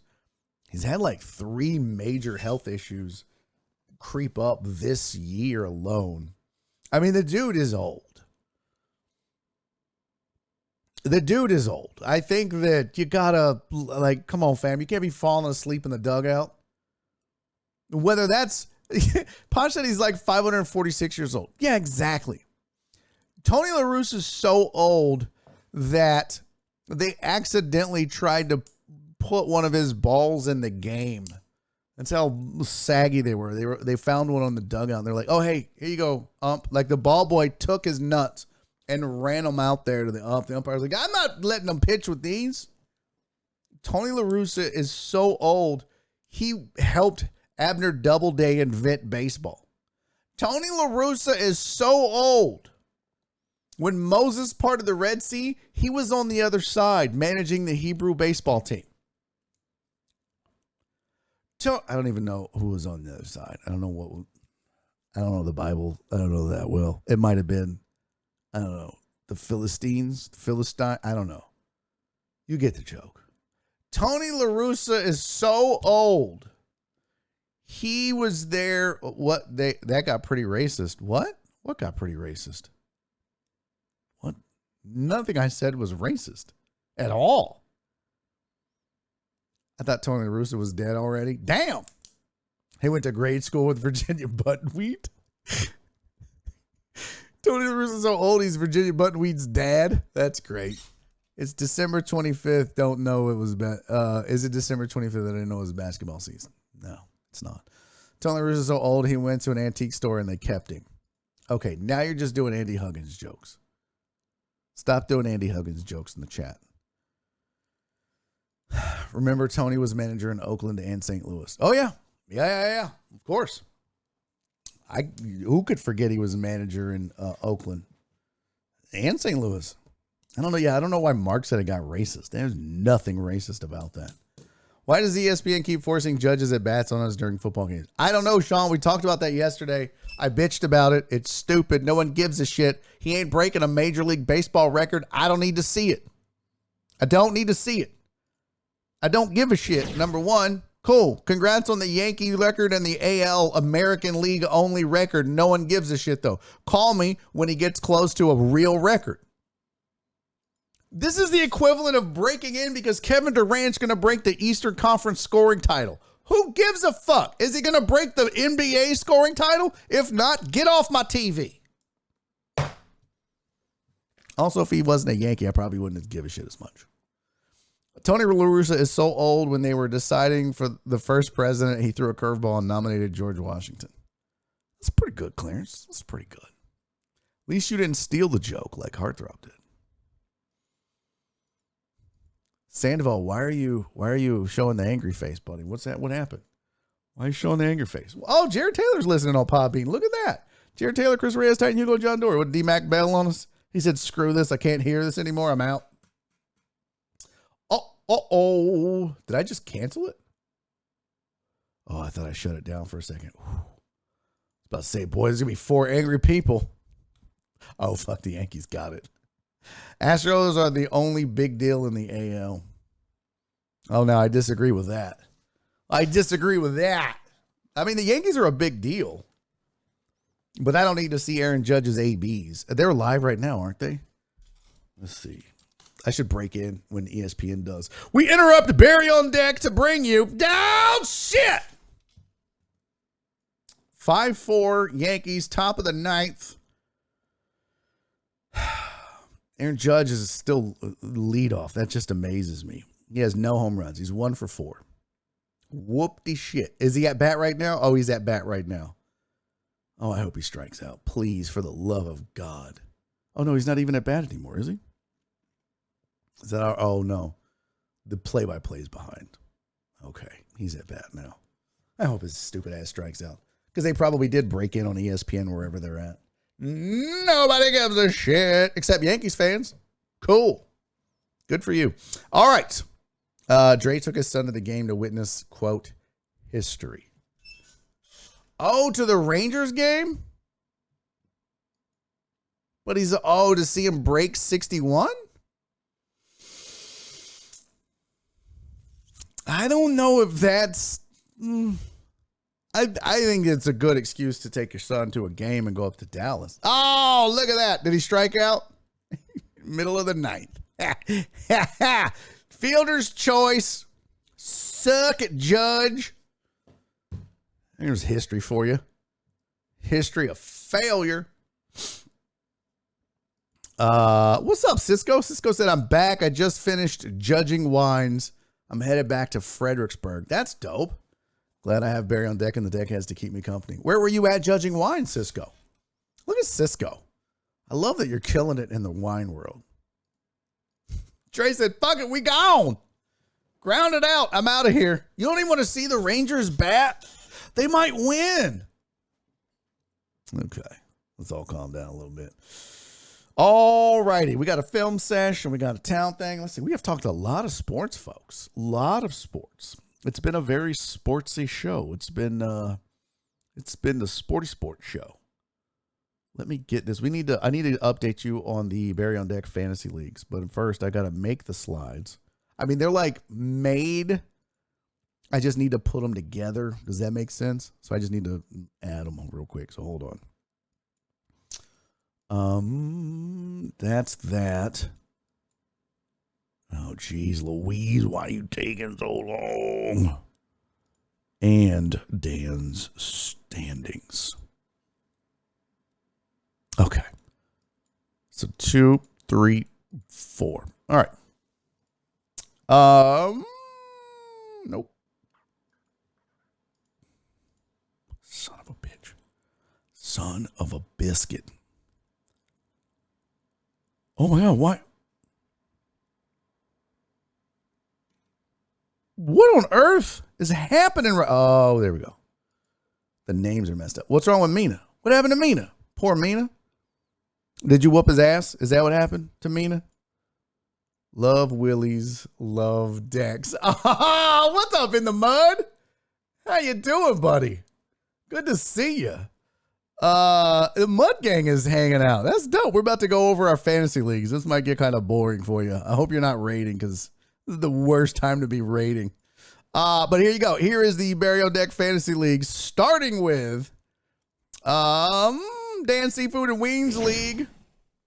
Oh no, that's the no. See, God bless it. Here we go. Shout out in the mud. Thank you for joining. And you guys do me a solid. Oh, good. I'm glad because your listeners have been like, we don't give a shit about this. In the mud just dropping in. You guys do me a solid. If you're not following In the Mud, I'm telling you, you're missing out on a hell of a good time. The deckheads that do follow and go and watch and join and enjoy, love it. And anytime, especially before when we were 2 to 4 p.m. Central Time. Now we're 2 to 5. So we don't get a chance to raid as much. But boy, the deckheads loved raiding In the Mud. So if you get a chance, go give them a follow. Following is free. And it is an absolute great time. Look, take it from Chris Reyes right there. Mud Gang is a blast. They drink, they play darts, they have fun. They enjoy really big decks. And who doesn't? But go check it out. It's a lot of fun, man. You'd be surprised. Yeah, Donna said I need to learn how to play darts. It's fun, and maybe you could get on In the Mud Sports and be on there. I need to get me a dartboard. Mark said Mud Gang is fun. Yes, it is. They are, speaking of legends, they are absolute legends. Legends. Cisco said, In the Mud is banging good time, governor. Governor? That's not the same. All right, you Dan Seafood and Wings. Fantasy updates. My old hoes tripping. Beat Team Villanueva 146 to 134. Damn, Alex, that's all you could muster? Just kidding. That's an ass whooping, though. Meemaw's Basement beat the Koala Brothers 103 to 83. Damn, D-Mata. Son, we're going to have to get your shit together, buddy. It's not going well for you. Romo Copper Tex beat Don't At Me Hoes. That would be me. 152 to 131. That did not go well for me. I got my ass whooped. At least I wasn't the lowest point total in the league. Thank God D-Mata's in here. Team Goodfellas beat Beer and Bourbon. You can't beat Beer and Bourbon, but apparently you can. 111 to 109. And Culeros. Oh, baby. Beat Team Neza 140 to 126. So your standings look like this right now. In the Dan Seafood and Wings East region, Goodfellas, Team Goodfellas is 4-0. Beer Bourbon and my old hoes tripping 2-2. Team Villanueva is 1-3, and the Koala Brothers, that's D-Mata, as 0-4. Over in the West, Dr. Dre on 290 is 4-0. Romo Copper Tex is 3-1. Myself is Don't At Me Hoes. Me and Meemaw's Basement are 2-2. Yeah.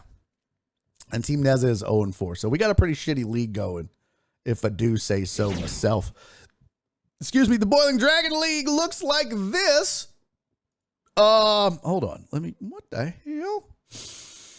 Let me go change the standings on that one. Boiling Dragon League, Team Sager. Keith Sager beat the Real. Oh, boy, that's a close one. 120.46 to 119.32. Wow, I know Lisa's pissed. Oh, boy, I know she's pissed. So close. If I'm Lisa, I'm so angry. Because you look at one player and you're like, if I would have just started this guy and not that guy. Son of a bitch. Clarence Marshall with a back-to-back victory. Clarence gets his second win, beating Team Hooligan. Wow. That's a lot of points. 152 to 127. Dandy Dan gets on the board. Let's go, Dan. Dan had been 0 finally gets a win. Goes against Tim Tebow protection game. 105 to 93. Philip Barnard. Oklahoma Liontologist beat the Cows on Parade 130 to 104. And Slaw Bunnies beat DFFB Team.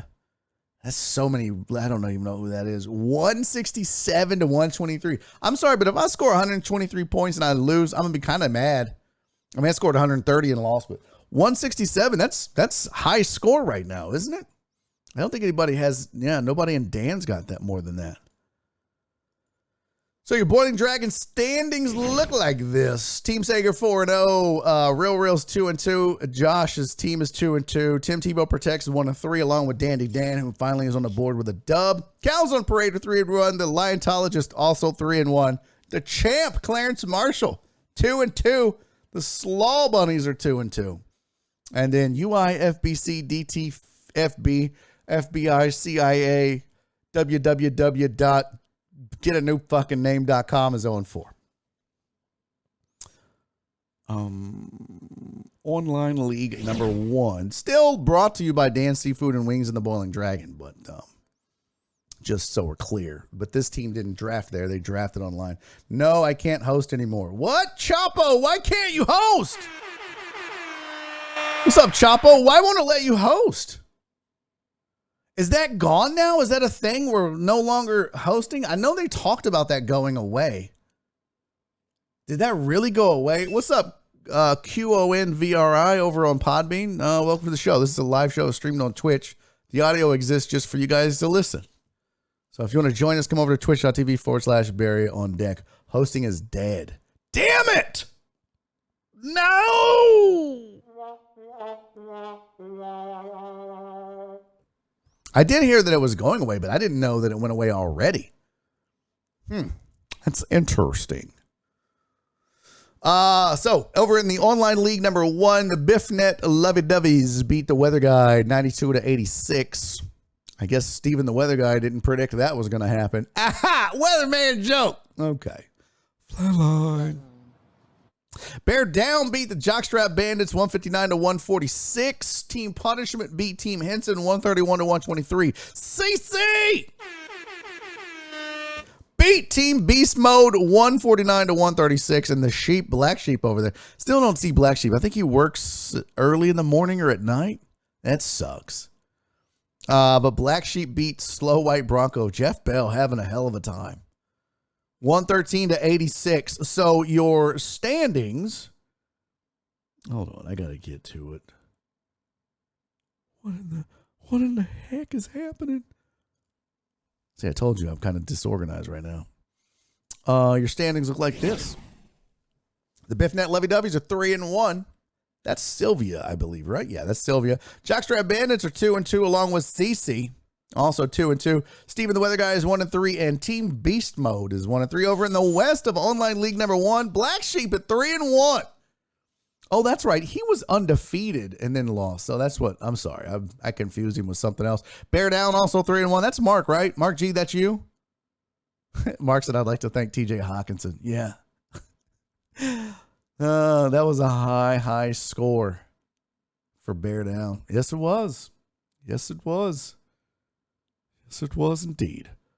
Where to go? Hold on. Y'all remember hosting? Oh, yeah. So sad. All right, rest of the standings like this. So Black Sheep is 3-1, Bear Down's 3-1, Team Henson's 2-2, Team Punishment is 2-2, and Jeff Bell, the Slow White Broncos, 1-3. Jeff, get your shit together.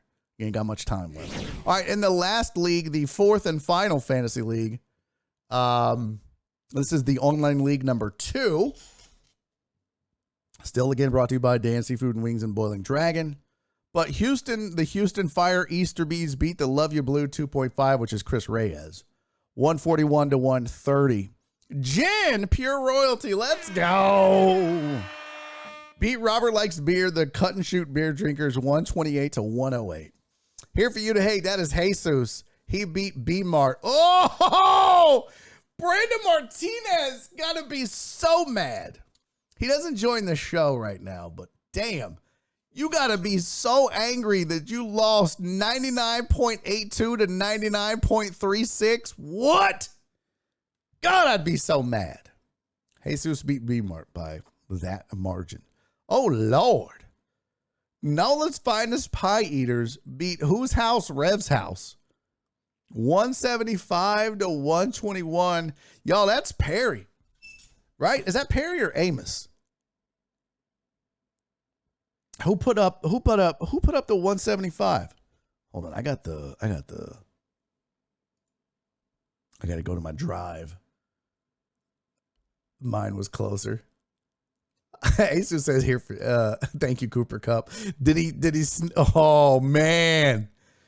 Bro, that's great. All right, so Perry is Nola's finest pie eaters. Okay, so, yeah, Perry with the ass whooping over Rev House. And then Shock getting on the board, beating my mother. Shock beat my mother in fantasy. That son of a bitch. How dare you, Shockadopoulos, beat Jenny, his mom, in fantasy? That is not okay, sir. All right, your standings look like this. B-Mart still 3-1, even though just a nail biter of a loss. Jesus, that pulls him tied for first in the East now at 3-1 as well. Rev House is 1-3.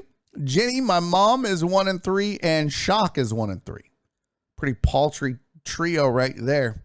Over in the West, don't look now, but it's going to be a good race in the West. Perry, Nola's finest pie eaters, is 4-0. Houston's Fire Easterby is 3-1. Jen's Pure Royalty team is 3-1. Robert Likes Beers, Cut and Shoot Beer Drinkers is 1-3. And Love You Blue 2.5, who is Chris Reyes, is 0-4.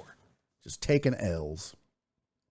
All right, so there is your fantasy league updates, courtesy of Boiling Dragon and Dan Seafood and Wings. And folks, let me tell you real quick about the Boiling Dragon here in the city of Houston. If you are wanting some delicious seafood, if you're like, you know what, I don't want the regular same old.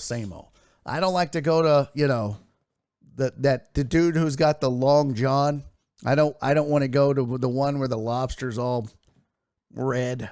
I don't want to go like where it's crazy expensive and not good. I want good seafood that doesn't taste cheap and that is not expensive. And if that's you, then you want the Boiling Dragon. They're located in Pearland. They're off Broadway, 11625 Broadway in Pearland. We did our draft there, and it was the first time that I got to eat there. Now, this is the same people that own Dan's Seafood and Wings. So if you're a Dan's Seafood and Wings fan, and you're south of I-10 in the city of Houston, man, you got to do yourself a solid. Get over to the Boiling Dragon. This food was amazeballs. Keith was there. PP Dubs was there. Potch was there. I was there. A lot of us that went there. Truck driver Pookie. Lisa, the food was legit. I mean, legit. And it's different, right? It's not just your typical Asian cuisine. It's not your typical seafood.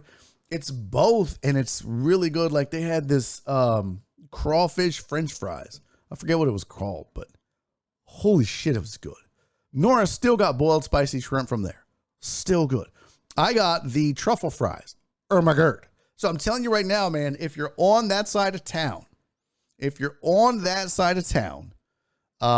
to the Boiling Dragon. It's 11625 Broadway Street, number 135. Just go to Boiling. You'll find it. 11625 Broadway. It's in a shopping center. It's in Pearland. It's so good. And do your boy a solid. Go follow him on Instagram at Boiling Dragon. You can see all the food and see how delicious and amazing it is. Because it is delicious and it is amazing. Evil Death said there's this one seafood place in Baytown. I don't know what it's called. Well, they don't sponsor the show, so fuck them. Perry slapped House in the forehead. Yeah, that was an ass whooping of epic proportions. All right. It is 4:00 on the dot. It's 4:00. Hold on. Oh, dang. Okay. Podbean's about to die. I'm sorry to the Podbean folks.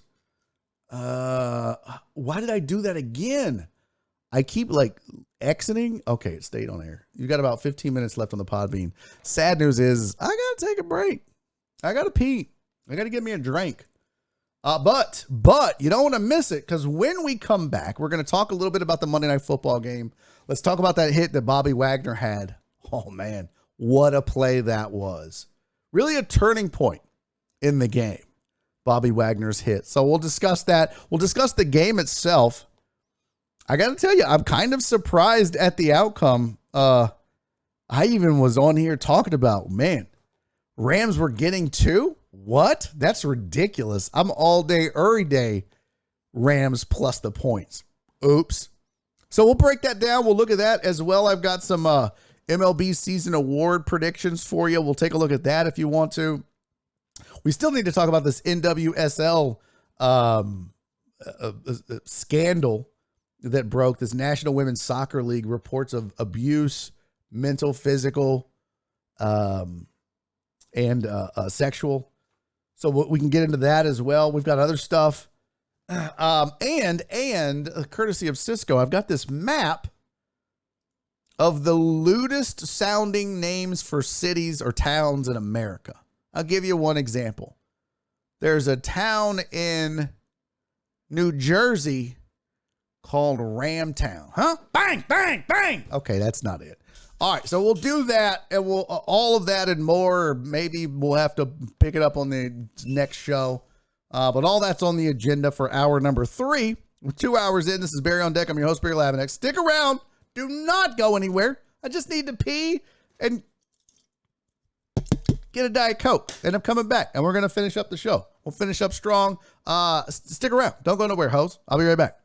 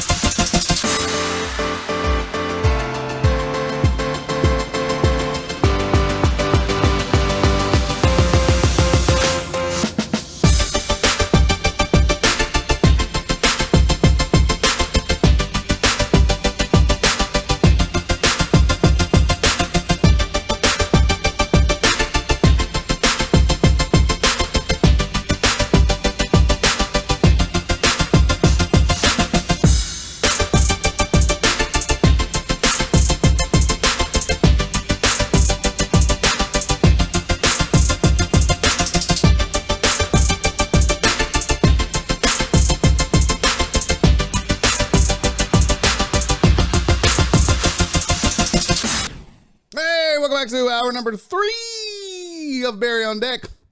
I'm your host, Barry Laminack. Thank you guys for sticking around to the break, those of you that did.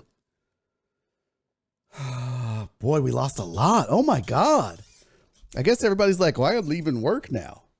Holy shit, we lost like 12 people. That's a lot to lose in one time. Like, we usually lose people, but 12 is a lot.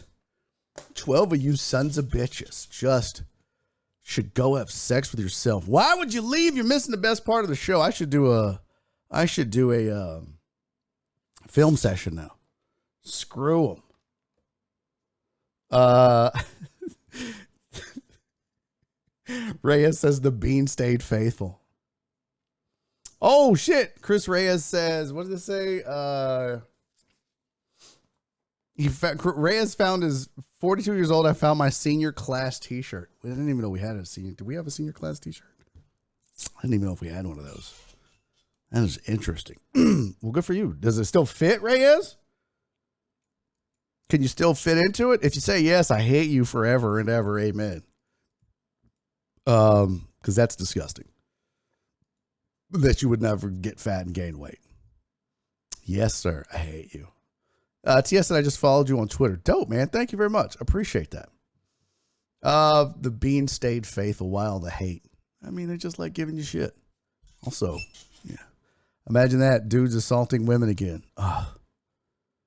Yeah, it's pretty disgusting. So we'll get to that. But now we've done a lot of sports, right? We talked some basketball. We talked a little bit of baseball. Talked a ton of football. Let's do a Monday Night Football recap real fast. Let's just get through it. Or not get through it, but let's get to it.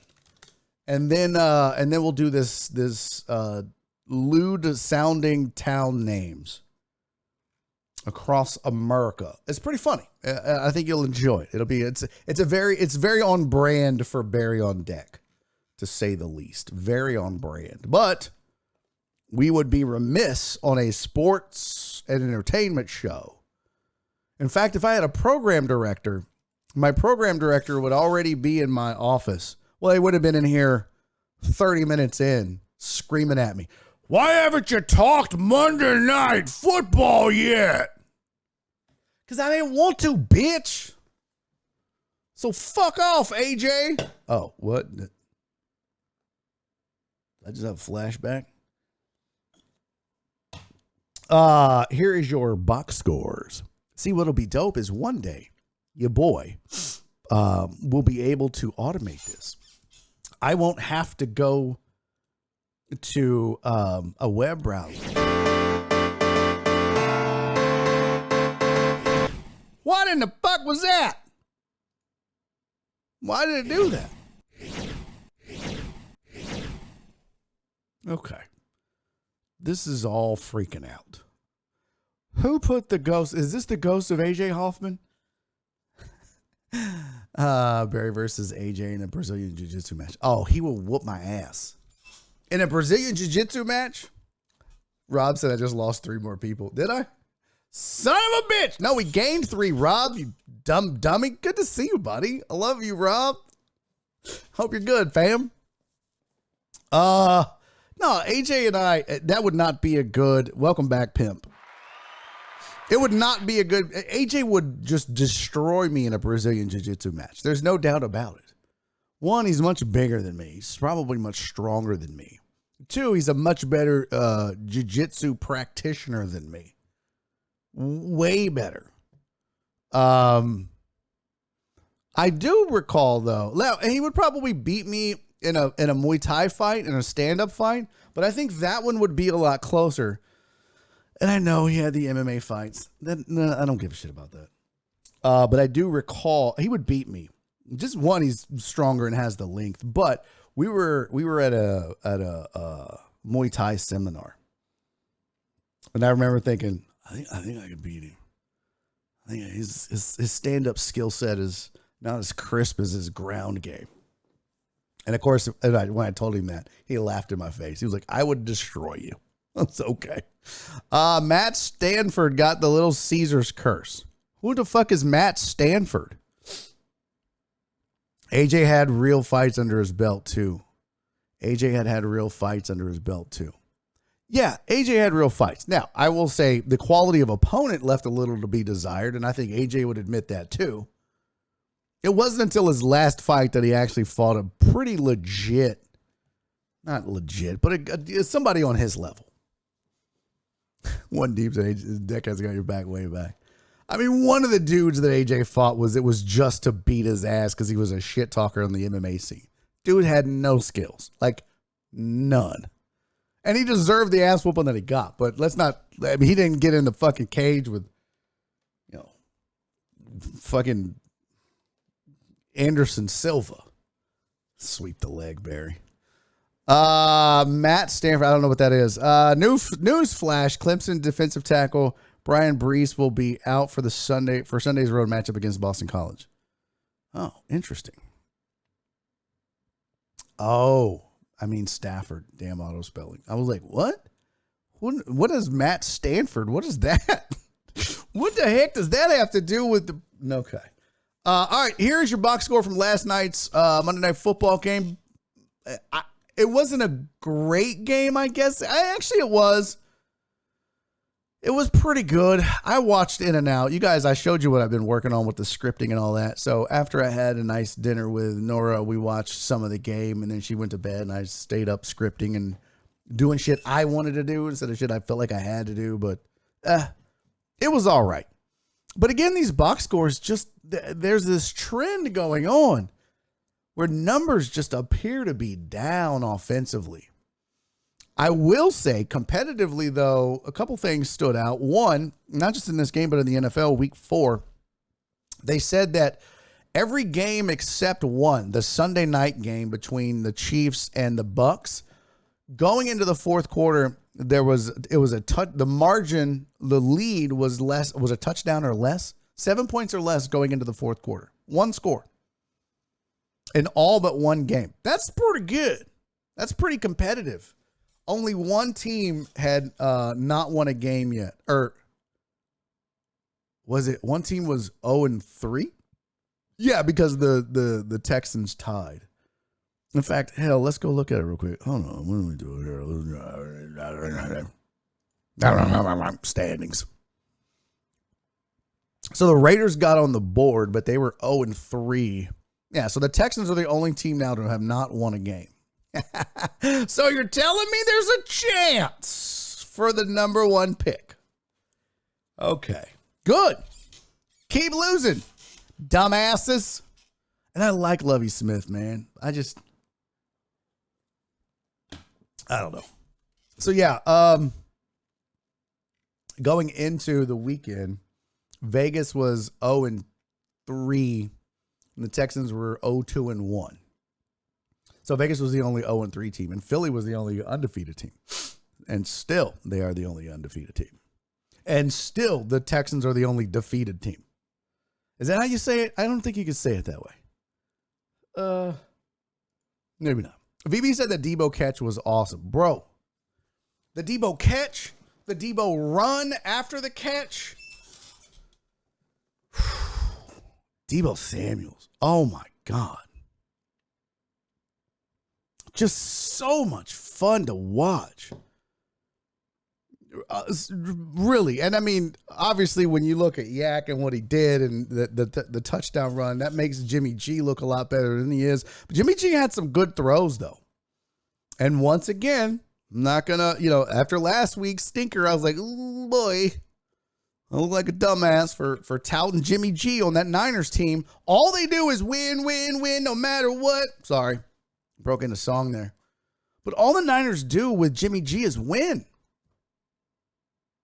That's it. That's all they do. There was a stat like this, their record with and without him. Let me see if I can find this. The 49ers record with and without Jimmy G. I can't spell Garoppolo. Are you kidding? My nose itches.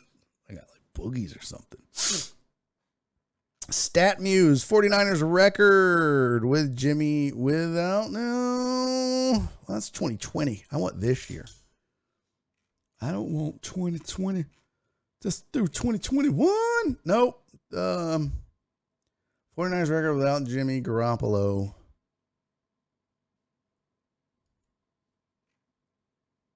That don't make no sense. That's not what I was looking for. That's not what I want. There was a number. Let's see. Here we go. Since Shanahan became head coach, San Francisco's record when Garoppolo has started is 35-16. Now, this was posted on September 23rd, which their first game was on, it was 9/11. Let's see, hold on. I should just go to Sketch. That's a little easier to look at. Yeah, so this was posted before the Denver game. So there you go. This was posted after the Seattle game, going into the Denver game. Oh, no, that's right. And it says, whoops, right there. Look at that. Since Shanahan became head coach, San Francisco's record when Garoppolo has started is 35-16. That includes the playoffs. Their record without Garoppolo is 9-29. They're winning almost. Oh, look. San Francisco's winning percentage with Garoppolo? 69. I like. Which would be third best in the NFL since 2017. Third best winning percentage since 2017. 2017.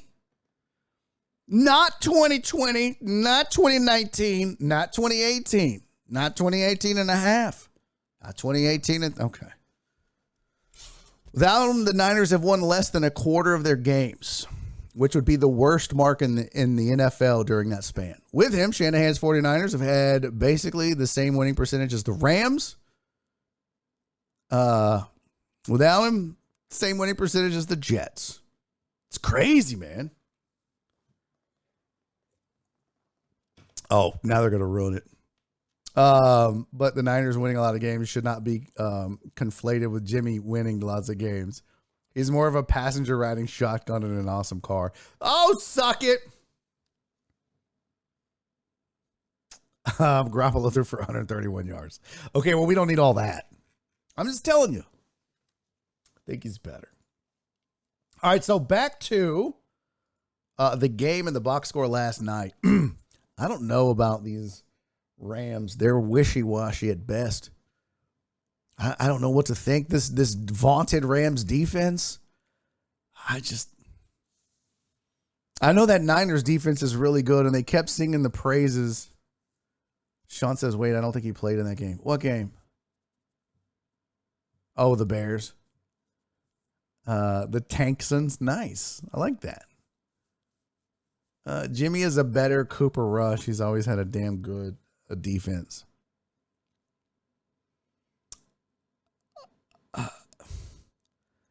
Okay. I mean, he has gone to a Super Bowl. I think he's maybe more of a better Trent Dilfer. Cooper Rush hadn't done enough to be warranted for anyone to be saying that they're so-and-so is a better so-and-so. Yeah, Trey Lance was the Bears. Yeah. Because that was that Bears-Niners game that was super sloppy with the two QBs that I said I don't think should be QBs. And then half the chat screen. It was Monsoon Berry. Well, what happened to them after that? Devon said would probably have been better if Cap was still there. Oh, yeah. I think so, too. So, not stellar by any stretch last night, though. But, I mean, Deebo Samuel is must-watch football. He is must-watch football. If you have not been paying attention, you absolutely have to. You have heard his name a lot. But the guy just, he's just a dynamic, exciting, must-watch playmaker. Anytime he's going to get the ball, it's just fun. And I don't know why you wouldn't try. I mean, he had 7 targets last night, completed 6 catches on 7 targets for 115 yards and a touchdown. Why you would not try to get that dude the ball 35-40% of the time is beyond me. They threw 25 passes. 20 of those should have tried to gone to Deebo Samuel. There's just no, I mean, and the other 4, maybe give 4 to Kittle and 1 to Ayuk. And nobody else needs a pass thrown at them. Jared Taylor said, beam down, beam down. Oh, no, beam down. Well, it stopped on its own this time. Thanks. That's good. Oh, that's the start time. I was like, oh, shit. It only lasted for 13 minutes. That's twice as long as I last. What? Cooper Kupp had 14 catches for 122 yards. It wasn't as impressive, though. You know what I mean? Like, I don't know, the Rams just offense in general, but let's give a ton of credit to that Niners defense. That's a damn good defense. That's a damn good defense. They're going to be a problem, man. If the Niners can figure out how to run the ball effectively, and Jimmy G just game manages his way into the playoffs. The defense, man, they're good. they had the Rams befuddled a little bit last night. And this was a big game because this was a divisional game too. And that, I mean, look, those obviously have a little more bearing and a little more weight. But you got this entire division is 2-2. But let's be real, there's some real 2-2s in here, and there's some fake 2-2s in here. I don't know what to make of the Cardinals. I know that the Seahawks, they're minus 22-2. Ugh. Here's why. Look, this is one way to look at it. You've got their defense is giving up 115 a game, and they're only scoring 95. Yet they've somehow managed to be 2-2. Alex Villanueva said that Niners pick 6 killed me. That was the. But this is what I mean. When you look at the Niners, are they blowing the doors off of everybody offensively? Not really. But look how many points they've allowed. They've allowed 46 points. The next closest would be 69. I like the Cowboys, who I think probably, other than the Niners, we talked about the Cowboys defense yesterday being so damn good, which is why Cooper Rush is winning. And maybe that was why somebody compared Cooper Rush to Jimmy Garoppolo. But at the end of the day, those are your two best defenses in the NFC at least. Yeah, Geno's coming back to the pack. Yeah, 100%. I don't that was an anomaly. Get ready for more 195 passing yards on 15 for 20 throwing with no touchdowns and an interception. Get ready for more of those games with Geno Smith. He ain't gonna keep doing that. But Cowboys defense might be the best in the NFC. The Niners would have something to say about that. Obviously, only giving up 46 points through 4 games. And then the Bucs have a really good defense, and you can see, I mean, the Bucs defense giving up 68 a game, which is third best in the NFC. Packers are close with 69. I like. Eagles and Giants have a decent defense at least. Any team right now that's under 80, that's a pretty good defense. So you've got what? 1, 2, 3. You've got the Niners, the Bucs, the Packers, the Bears, the Giants, the Cowboys, and Eagles, all under 80 points allowed. Because if you think about it, 4 games, if you're giving up 80 points, you're giving up 20 a game on average, right? Yeah. Oh my gosh. Yeah. So if you're giving up less, I mean, what is that? What are they giving up? 16 a game on average? 14 a game? No. Close. A little over 10, actually. 10 and a half a game. Mark said, dear God, the Lions defense is bad. Yeah, 141 points. That's not good. Commanders are giving up 107. Lions are giving up 141. Falcons are giving up 100. Somebody hide Aaron J. Bryant, cover his ears and eyes. Cardinals 103 and the Seahawks 115. So this is partly how you can kind of tell the pretenders from the real teams, even though I always use plus-minus differential as a whole, because it tells you how good the offense is versus how bad the defense is, or vice versa. So I think right now the Niners have the best shot of winning that division. The Rams, though, here's the thing. God, I don't know why my nose is itching. I'm sorry, guys. It's kind of disgusting. I know. It's gross. Yeah, about 12. That's about right. Titan Hugo. 12 times 4 is 48. Duh. 46. A little less than 12 a game. That's pretty good. You giving up 12 points a game in the NFL? Holy shit. D'Amico Ryan's looking like a genius over there. But I think the Rams are the anomaly. I think the Rams defense will be better than they are. But the rest of these teams, I mean, okay, the Bucs are who we thought they were. So is the rest of that division. The Vikings and Packers are pedestrian in a weak division, I guess, too. And then there's the Eagles. And somebody asked in the chat, I told you start of the season, Cowboys defense going to keep them in the ballgame. Yep. That's true. That's true. I need Gino to shit the bed next week. I think Garrett has been secretly cloning Andy Dalton. First time it went terrible with Carson Wentz. Second time, much better. Cooper Rush. Okay. Wallace is excited about the Eagles. I can't wait for the Cowboys to make the playoffs and shit the bed. Sean's a hater. Dear God, Lions defense. I moved the Rams higher on my defensive rankings after Wagner killed the streaker. We're going to get to that. Best hit of the game by far. Do you think Hurts is the real deal? Sean says, I didn't see that coming. It's hard to, it's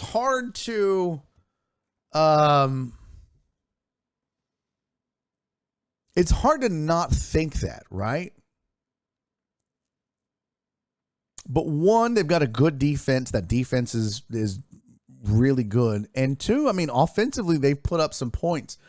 I don't know whether I trust and believe that Jalen Hurts is the real deal now. Whether he's turned the corner in his career and he's never going to look back, right? Because of what we've seen before. Now, the thing is, when you talk about a player like Jalen Hurts, you know, you always say, look, when these guys get to the NFL, they have to learn the game. They have to figure things out, those, you know, to catch up with the speed of the game, decision making, all these things.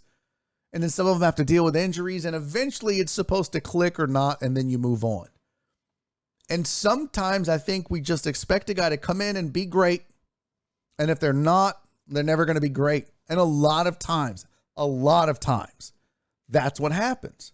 But how many times can you think of where a guy comes in and is like, and then a few years of some seasoning and figuring things out, and then they just take the league by storm and never look back.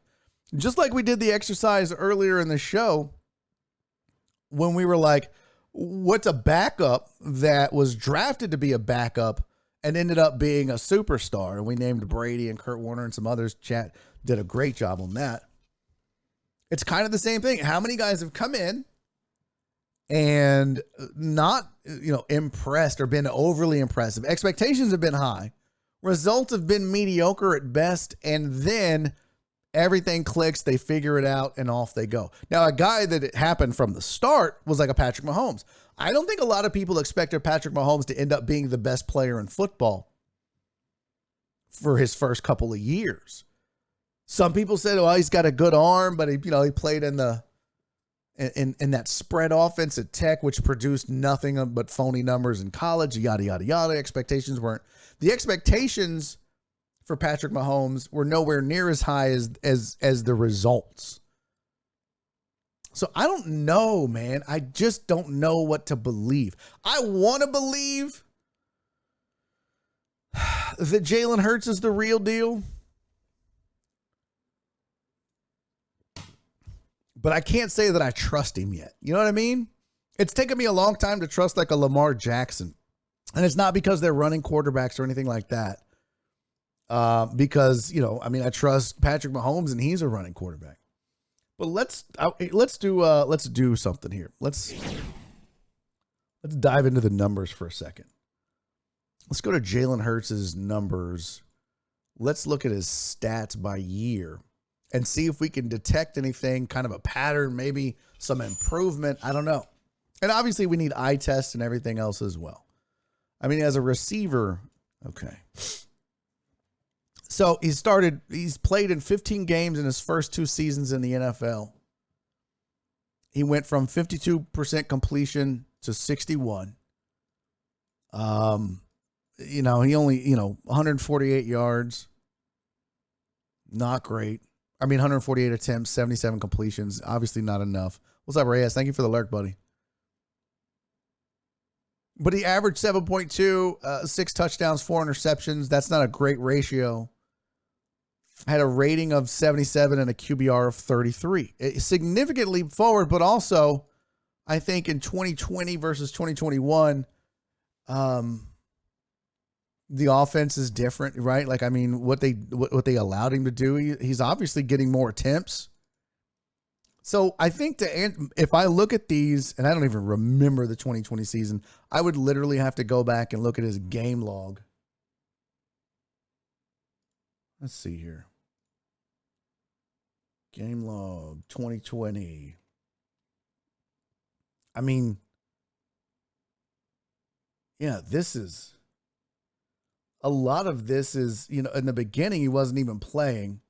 He would come in for a spot run here and a spot run there. I don't even remember that. And it wasn't until they had won 3 games with a handful left that they kind of turned it over to him. So that's not enough of a sample size on the season. I mean, but you can see in these games, all right, 17 of 30, 24 of 44, 21 of 39, 7 of 20. You know, let's see, 3, 4, 5. So in these meaningful games here, yeah, 5 touchdowns, 3 interceptions, not great. Took over here. I think at the end of the day, you can look at last year. Okay. 16-9. There's just not enough, man. For me, there's not enough empirical data. There's not enough sample size to say whether I think he's the real deal. I don't know. Gut tells me no. But I've been wrong, so I don't know. Was Jalen supposed to back up Wentz? That's a good question. I think he was. Eamon said he's doing what you're supposed to do, get a little better every year. Yeah. Yeah. Dude, those security guards were struggling to catch the skinny kid. Okay, let's talk about that. So if you missed it, I did not. Let's see. I'm going to try to find just a still shot. Bobby Wagner. Last night's game, there was a streaker. There was a guy ran on the field, and it had like purple smoke or some shit, and he's running on the field, and oh, beautiful. Mwah! Mwah, mwah, mwah, mwah. This is amazing right here. And it's like, hey, look at me. We're going streaking. And Bobby Wagner was like, I don't think so, bitch. Like, he didn't just like, hey, you get out of here, scram, beat it. Like, he tackled the guy. And it was a pretty decent tackle. And I love VB. He's like, well, I upgraded the Rams defense after that hit.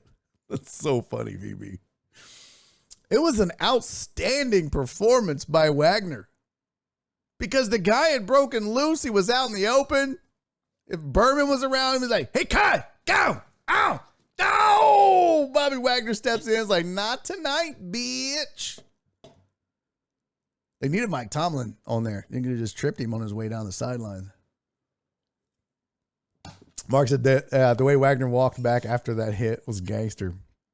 Yeah. The VB says, what does the shirt say? Right to rescue.com, I think. I saw some other pictures here. There's a better look at the hit, too. Like, they had 2 of them. And this wasn't like, oh, and look, the smoke is in his eye, too. How dangerous is that for Bobby Wagner? This guy's a dick. Why does he have... I wonder if they were coaching him. Okay, now, here's what you do. All right, watch your left. There's Bobby. Oh, shit. Put this microphone down. Put this down. I don't want him to know that we were talking to him. Catfish says that's what happens when you try to bring that smoke to B-Wags. Literally bring the smoke. Literally, Catfish. Well done. But Wagner, I mean, like, and I love that. What I love about Wagner doing this is it's a good form tackle, too. You know what I mean? Like, that's a good form tackle right there, folks. That's good form. He's had, you know, it's not heads down. It's heads up. He's got the shoulder on the side. He's got the wrap up going. That's a good form tackle right there, B-Wags. That's good stuff. Well done by everybody involved. Oh, look at this. This looks like his head exploded. These are great. These are great. I just try to keep. Oh, now we're mushing his face in. I love it. Love it. And this was the least amount of yards that the Rams gave up all night.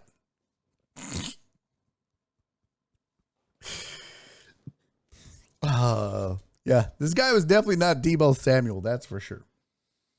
But we got this photo. We got to. There's B. Look at that. Look at the. Boy, that's. Hold on. Let's get zoomed in on the face here. It was at this moment he knew he fucked up. This sounds like that would like the. That's me. You're probably wondering how I got in this situation. I'm out here running around. Is that pink or purple smoke? I don't know what that was. He would have caught, what does it say? He should have caught him with the crown of the helmet and took the penalty. Okay. Yeah. I wish he would have went with the crown. Yeah. It wouldn't have hurt my feelings if he led, but it still hurt. It hurt. And then you know what would have happened? If he would have hurt that kid, the kid would have sued. 100%. 100%. He'd be out there suing like the bitch that he is. Oh, look at her. She's like, this guy's a dumbass. He's like, mush your face, punk ass boy. Mush your face. Look, he's got purple on his hands. He must have inhaled the smoke. He's shit. That's hilarious. Hilarious. That's me. You're probably wondering how I got here. Well, I fucked up. Send me some money from my books. Mark said, is it a gender reveal? It's a bitch. Because you got to hit like one. That's hilarious. Hilarious. So that was the Bobby Wagner hit. That's good times indeed. I wish I could show video. I hate that. I do. I hate that. I hate that so much. So what did his shirt say? Let's see. Is it something about something rescue? You can't show the video of someone else taking video and not the NFL. Yeah, if I just had a fan video, I could show it. But yeah, I can't show the broadcast video. I wanted to see what his shirt said. Was it righttorescue.com? Let's go see what that looks like. Righttorescue.com.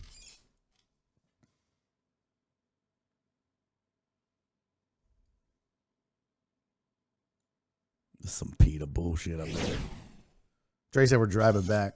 Mom is going with her friend. Astros. Oh. He could sue, but wouldn't it be useless since you aren't supposed to be on the field? I guess.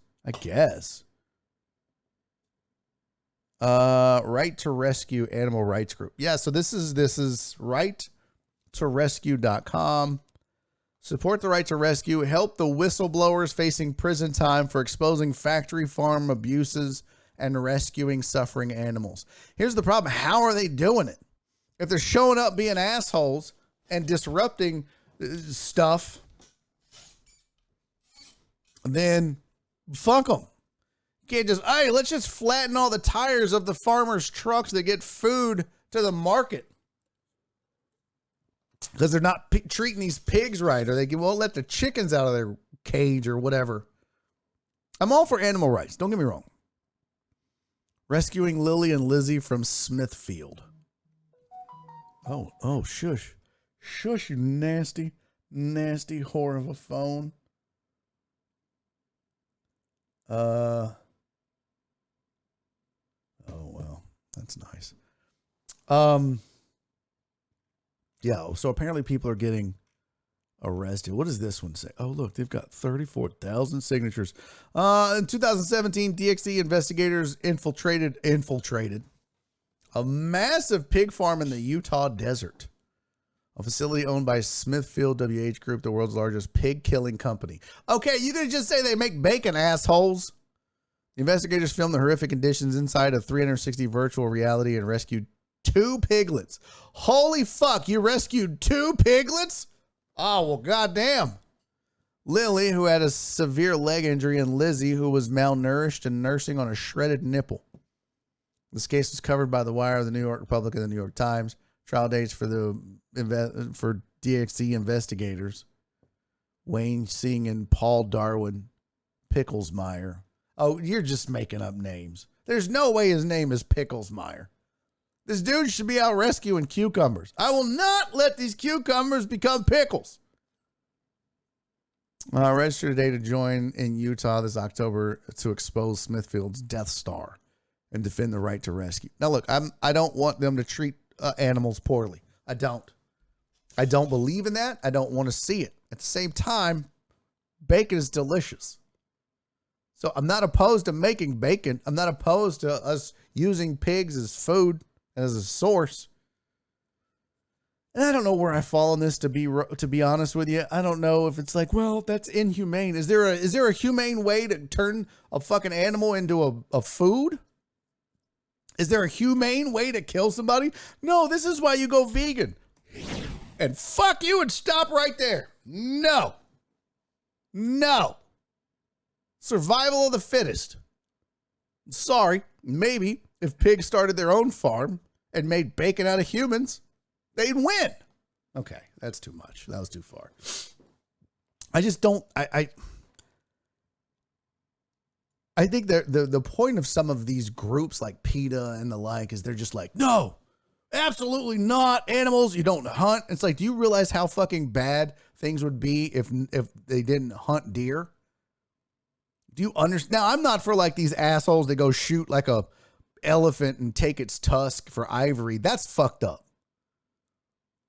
But I also am not trying to shut down a pig farm because they make delicious, delicious bacon and pork chops and sausage and pork ribs.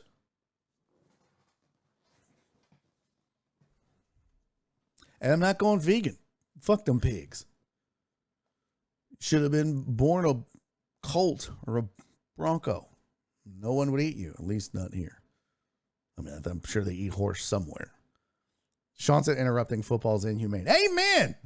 How dare you?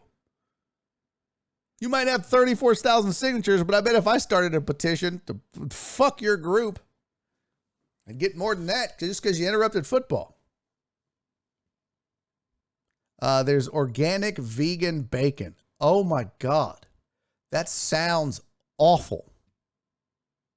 What is it made out of? Organic vegan. That's not even a thing. There's no such thing as organic vegan bacon. No. Bacon is from a pig. What's the definition? What is the definition of bacon? Before we go any further, what is the definition? God damn it, I typed too fast. Bacon. The definition of bacon is cured meat, not cured veggies, not cured veggie meat byproducts. Bacon is defined as cured meat from the sides and belly of a pig, having distinct stripes of fat and typically served in thin slices. You cannot make bacon out of something vegan. You can't make bacon out of a plant, out of tofu. Also, turkey bacon, not a thing. But Barry, it is a thing. It says turkey bacon. It's not bacon. It's turkey meat shaped like bacon. But it's from the side of a turkey. Fuck them turkeys. They don't have the delicious stomach that a pig has. Isn't from the belly. Turkeys don't even have bellies. Do turkeys have bellies? I don't know if turkeys have bellies. I would think a turkey has a belly. A turkey has a belly. Now I got to Google, do turkeys have bellies? My history must look like I'm the stupidest person on the planet. Do turkeys have bellies? Oh, somebody... Google tried to, y'all chat, Google tried to fill in, do turkeys have belly buttons? I think that's a better question. I think that's a much better question than do turkeys have bellies. In fact, turkeys have two stomachs. That's not a belly, though, is it? There's a difference. Sean's like, God, I'm hungry now. Turkey, just be yourself. Oh, so good. Good pull, VB. Good pull. People, yeah, even I said people eat dogs and cats outside of the U.S. I know. That's super weird. They also eat like scorpions and crickets and shit. And don't make it right just because they do it. People eat ass too. I'm not talking about donkeys. I had to Google how to spell blossom today. I have to Google a lot of spellings, CC, so I'm never going to judge. What's the difference between a belly and a stomach? Oh, that's a good question. Shit, we got to get down to that. See, this is what happens to me while I'm doing the scripting. It's because I don't know how to do one thing, and then I'm like, well, shit, now I got to go learn that, and it takes an hour. So now we got to Google, what is the difference between a stomach and a belly? What are the differences of tummy, belly, and stomach? Oh, even better. Okay, I didn't need to see that picture. What are the differences of tummy, belly, and stomach? The outer part is the belly, and the inner part is the stomach, and both parts are the abdomen. Tummy is a childish way of saying stomach. Oh! Damn! Suck it, world! Sharwar Nakvi, if that is your real name, just put everybody on blast. I didn't even know that people would be asking this question. This is a real question that somebody answered on Quora or whatever the fuck that stupid ass site is. Mike Zuffer said the primary difference is in the age education of the person saying the word and the listener. For example, toddler, my tummy hurts. Mother to toddler, is your belly hurting? Other adults, doctors, and professionals, are you feeling any pain in your stomach? That's hilarious. That's pretty good, Mike Zuffer. Well done. I'm still going to rock with Sharwar Nakvi, though. Sharwar's my homie. We go back. Outer part is the belly. Inner part is the stomach. And tummy is shit a kid says. Get over yourself. Now that we've answered that question, chat. What was this ass all day long? Demon, if you don't get your bad breath having ass eating ass out of here. Bacon comes from pork belly. Yeah, we established that. Yeah, you can't, bacon doesn't come from turkey belly. Well, and also, we're going to find out if turkeys have bellies. Turkeys have two stomachs. Didn't know that. The glandular stomach that softens the food with gastric juices. Oh boy, I could go for a gastric juice shake right about now. And the gizzard, that grinds it up for the intestines or the first stomach, if needed. There's a reason that male turkeys are called gobblers.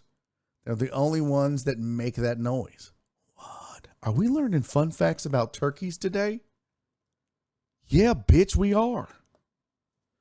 Let's go with some more fun facts about turkeys. Male turkeys' heads change colors. What? Wild turkeys can get up trees. I like that it says get up trees. It doesn't even say climb. It just says get up. I'm going to share this with you guys. We got to look at this. How the fuck did we get here, chat? How did we get here? I don't know. This is the most Barry on deck in a long time. This is so accurate.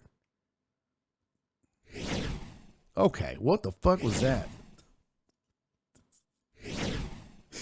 BB said the Thanksgiving show.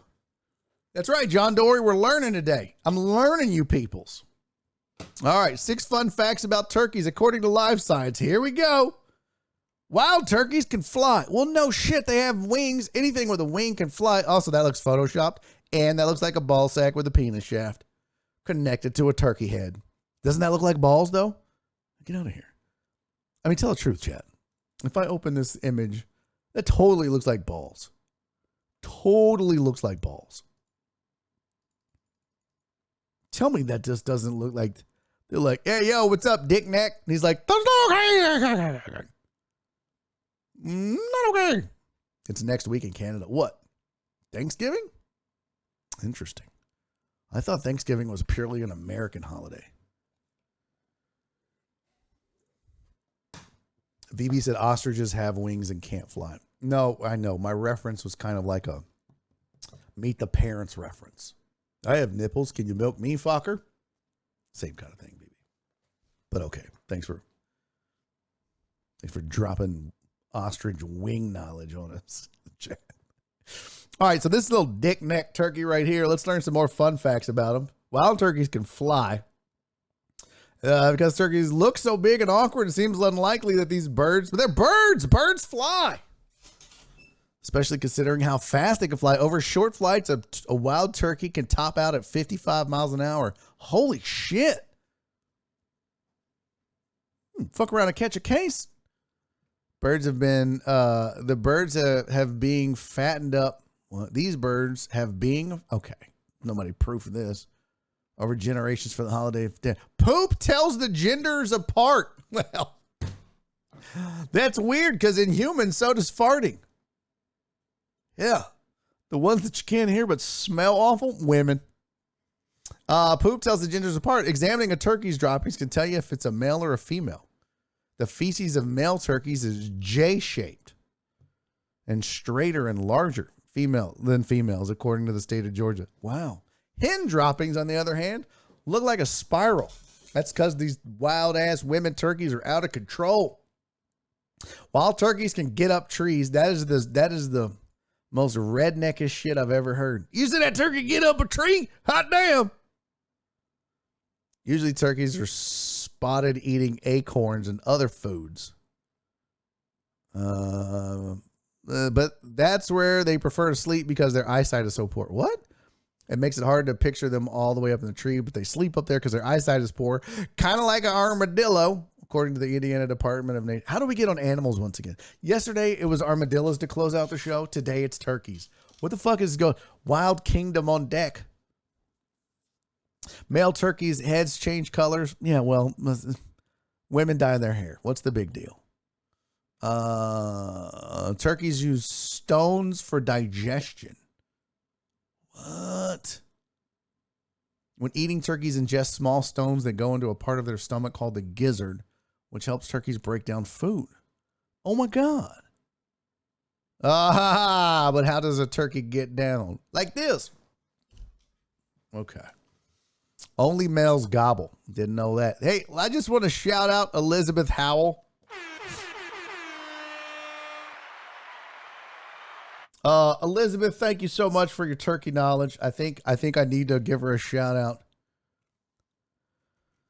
Elizabeth Howell, PhD, she, her, Spock, wear your mask, get a shot. Damn, she's a staff writer for spaceflight. Why is she talking about turkeys? What? How do you go from Canadian space cadet to turkey expert? Jesus. She supports LGBTQ diversity in libraries. Okay. I feel like I owe her a tweet. Hey, Howell Space. Just wanted to say thanks for dropping all that turkey knowledge on us. We'll use the link here. We'll go get the... Oh, look at that sumbitch. Hold on. I need to duplicate this tab so that I can go back and get the link. Nope.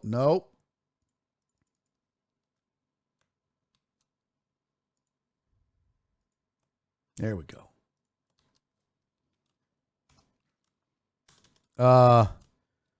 Shoot your shot, Barry. No, Evil Death, I'm not trying to pick her up. I'm married. I'm a happily married man. I've got a lovely turkey that comes home to me every night. She's a wonderful turkey. Hey, just wanted to say thanks for dropping all that. Oh, look, I misspelled turkey. All that turkey knowledge on us.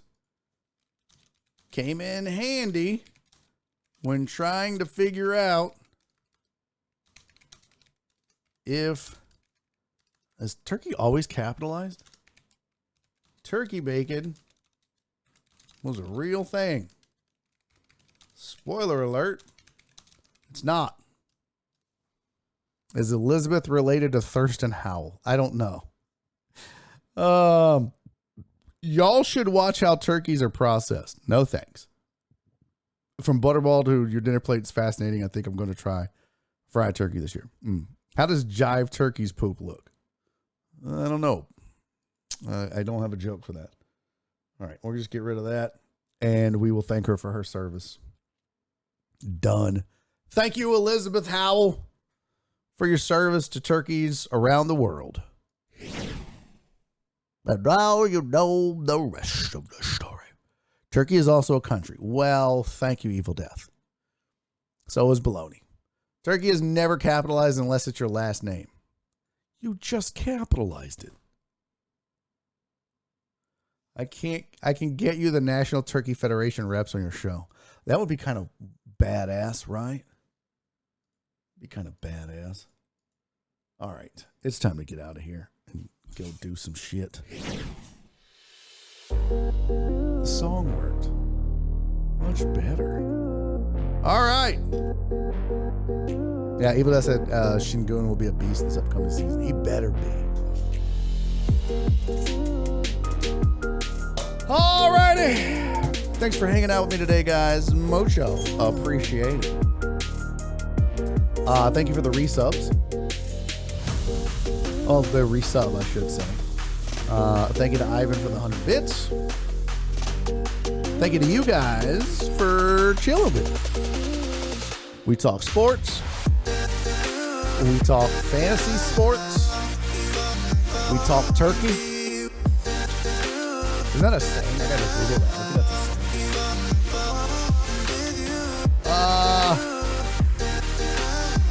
saying.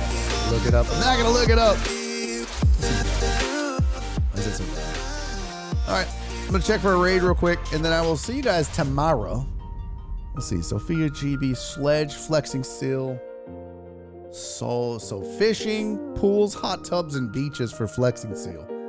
That's that damn spinning seal. We're not raiding that. Let me see if there's any channels. No. Oh, was Kiki on? I think Kiki was on. Who we raiding? B. Hannon said Sledge. That's the wrestle guy. He don't ever raid us back. Listen, you gotta do this. We gotta be smart. All right. We want to make sure that folks reciprocate. Like my good friends at In the Mud. I don't just want this to be a one-way raid. Let me go to Twitch Sports real quick and see. Chris said pools and hot tubs. No. I'm not doing that to the ladies in the chat. I'm going to scan through here. Soccer. 3 dudes not talking English. that was the dude that dresses up. GB68. Miss Thickums is playing Fortnite. Not sports. Not in English. Not in English. That's the Wrestle dude. Sledge. Hey, thank you, One Deep. Thank you, D-Motto. Barry on deck right now. Nope. Boy, there's just never anyone to raid. So fuck it. I love you guys. I'll see you tomorrow. Do me 3 favors. Be safe. Be kind.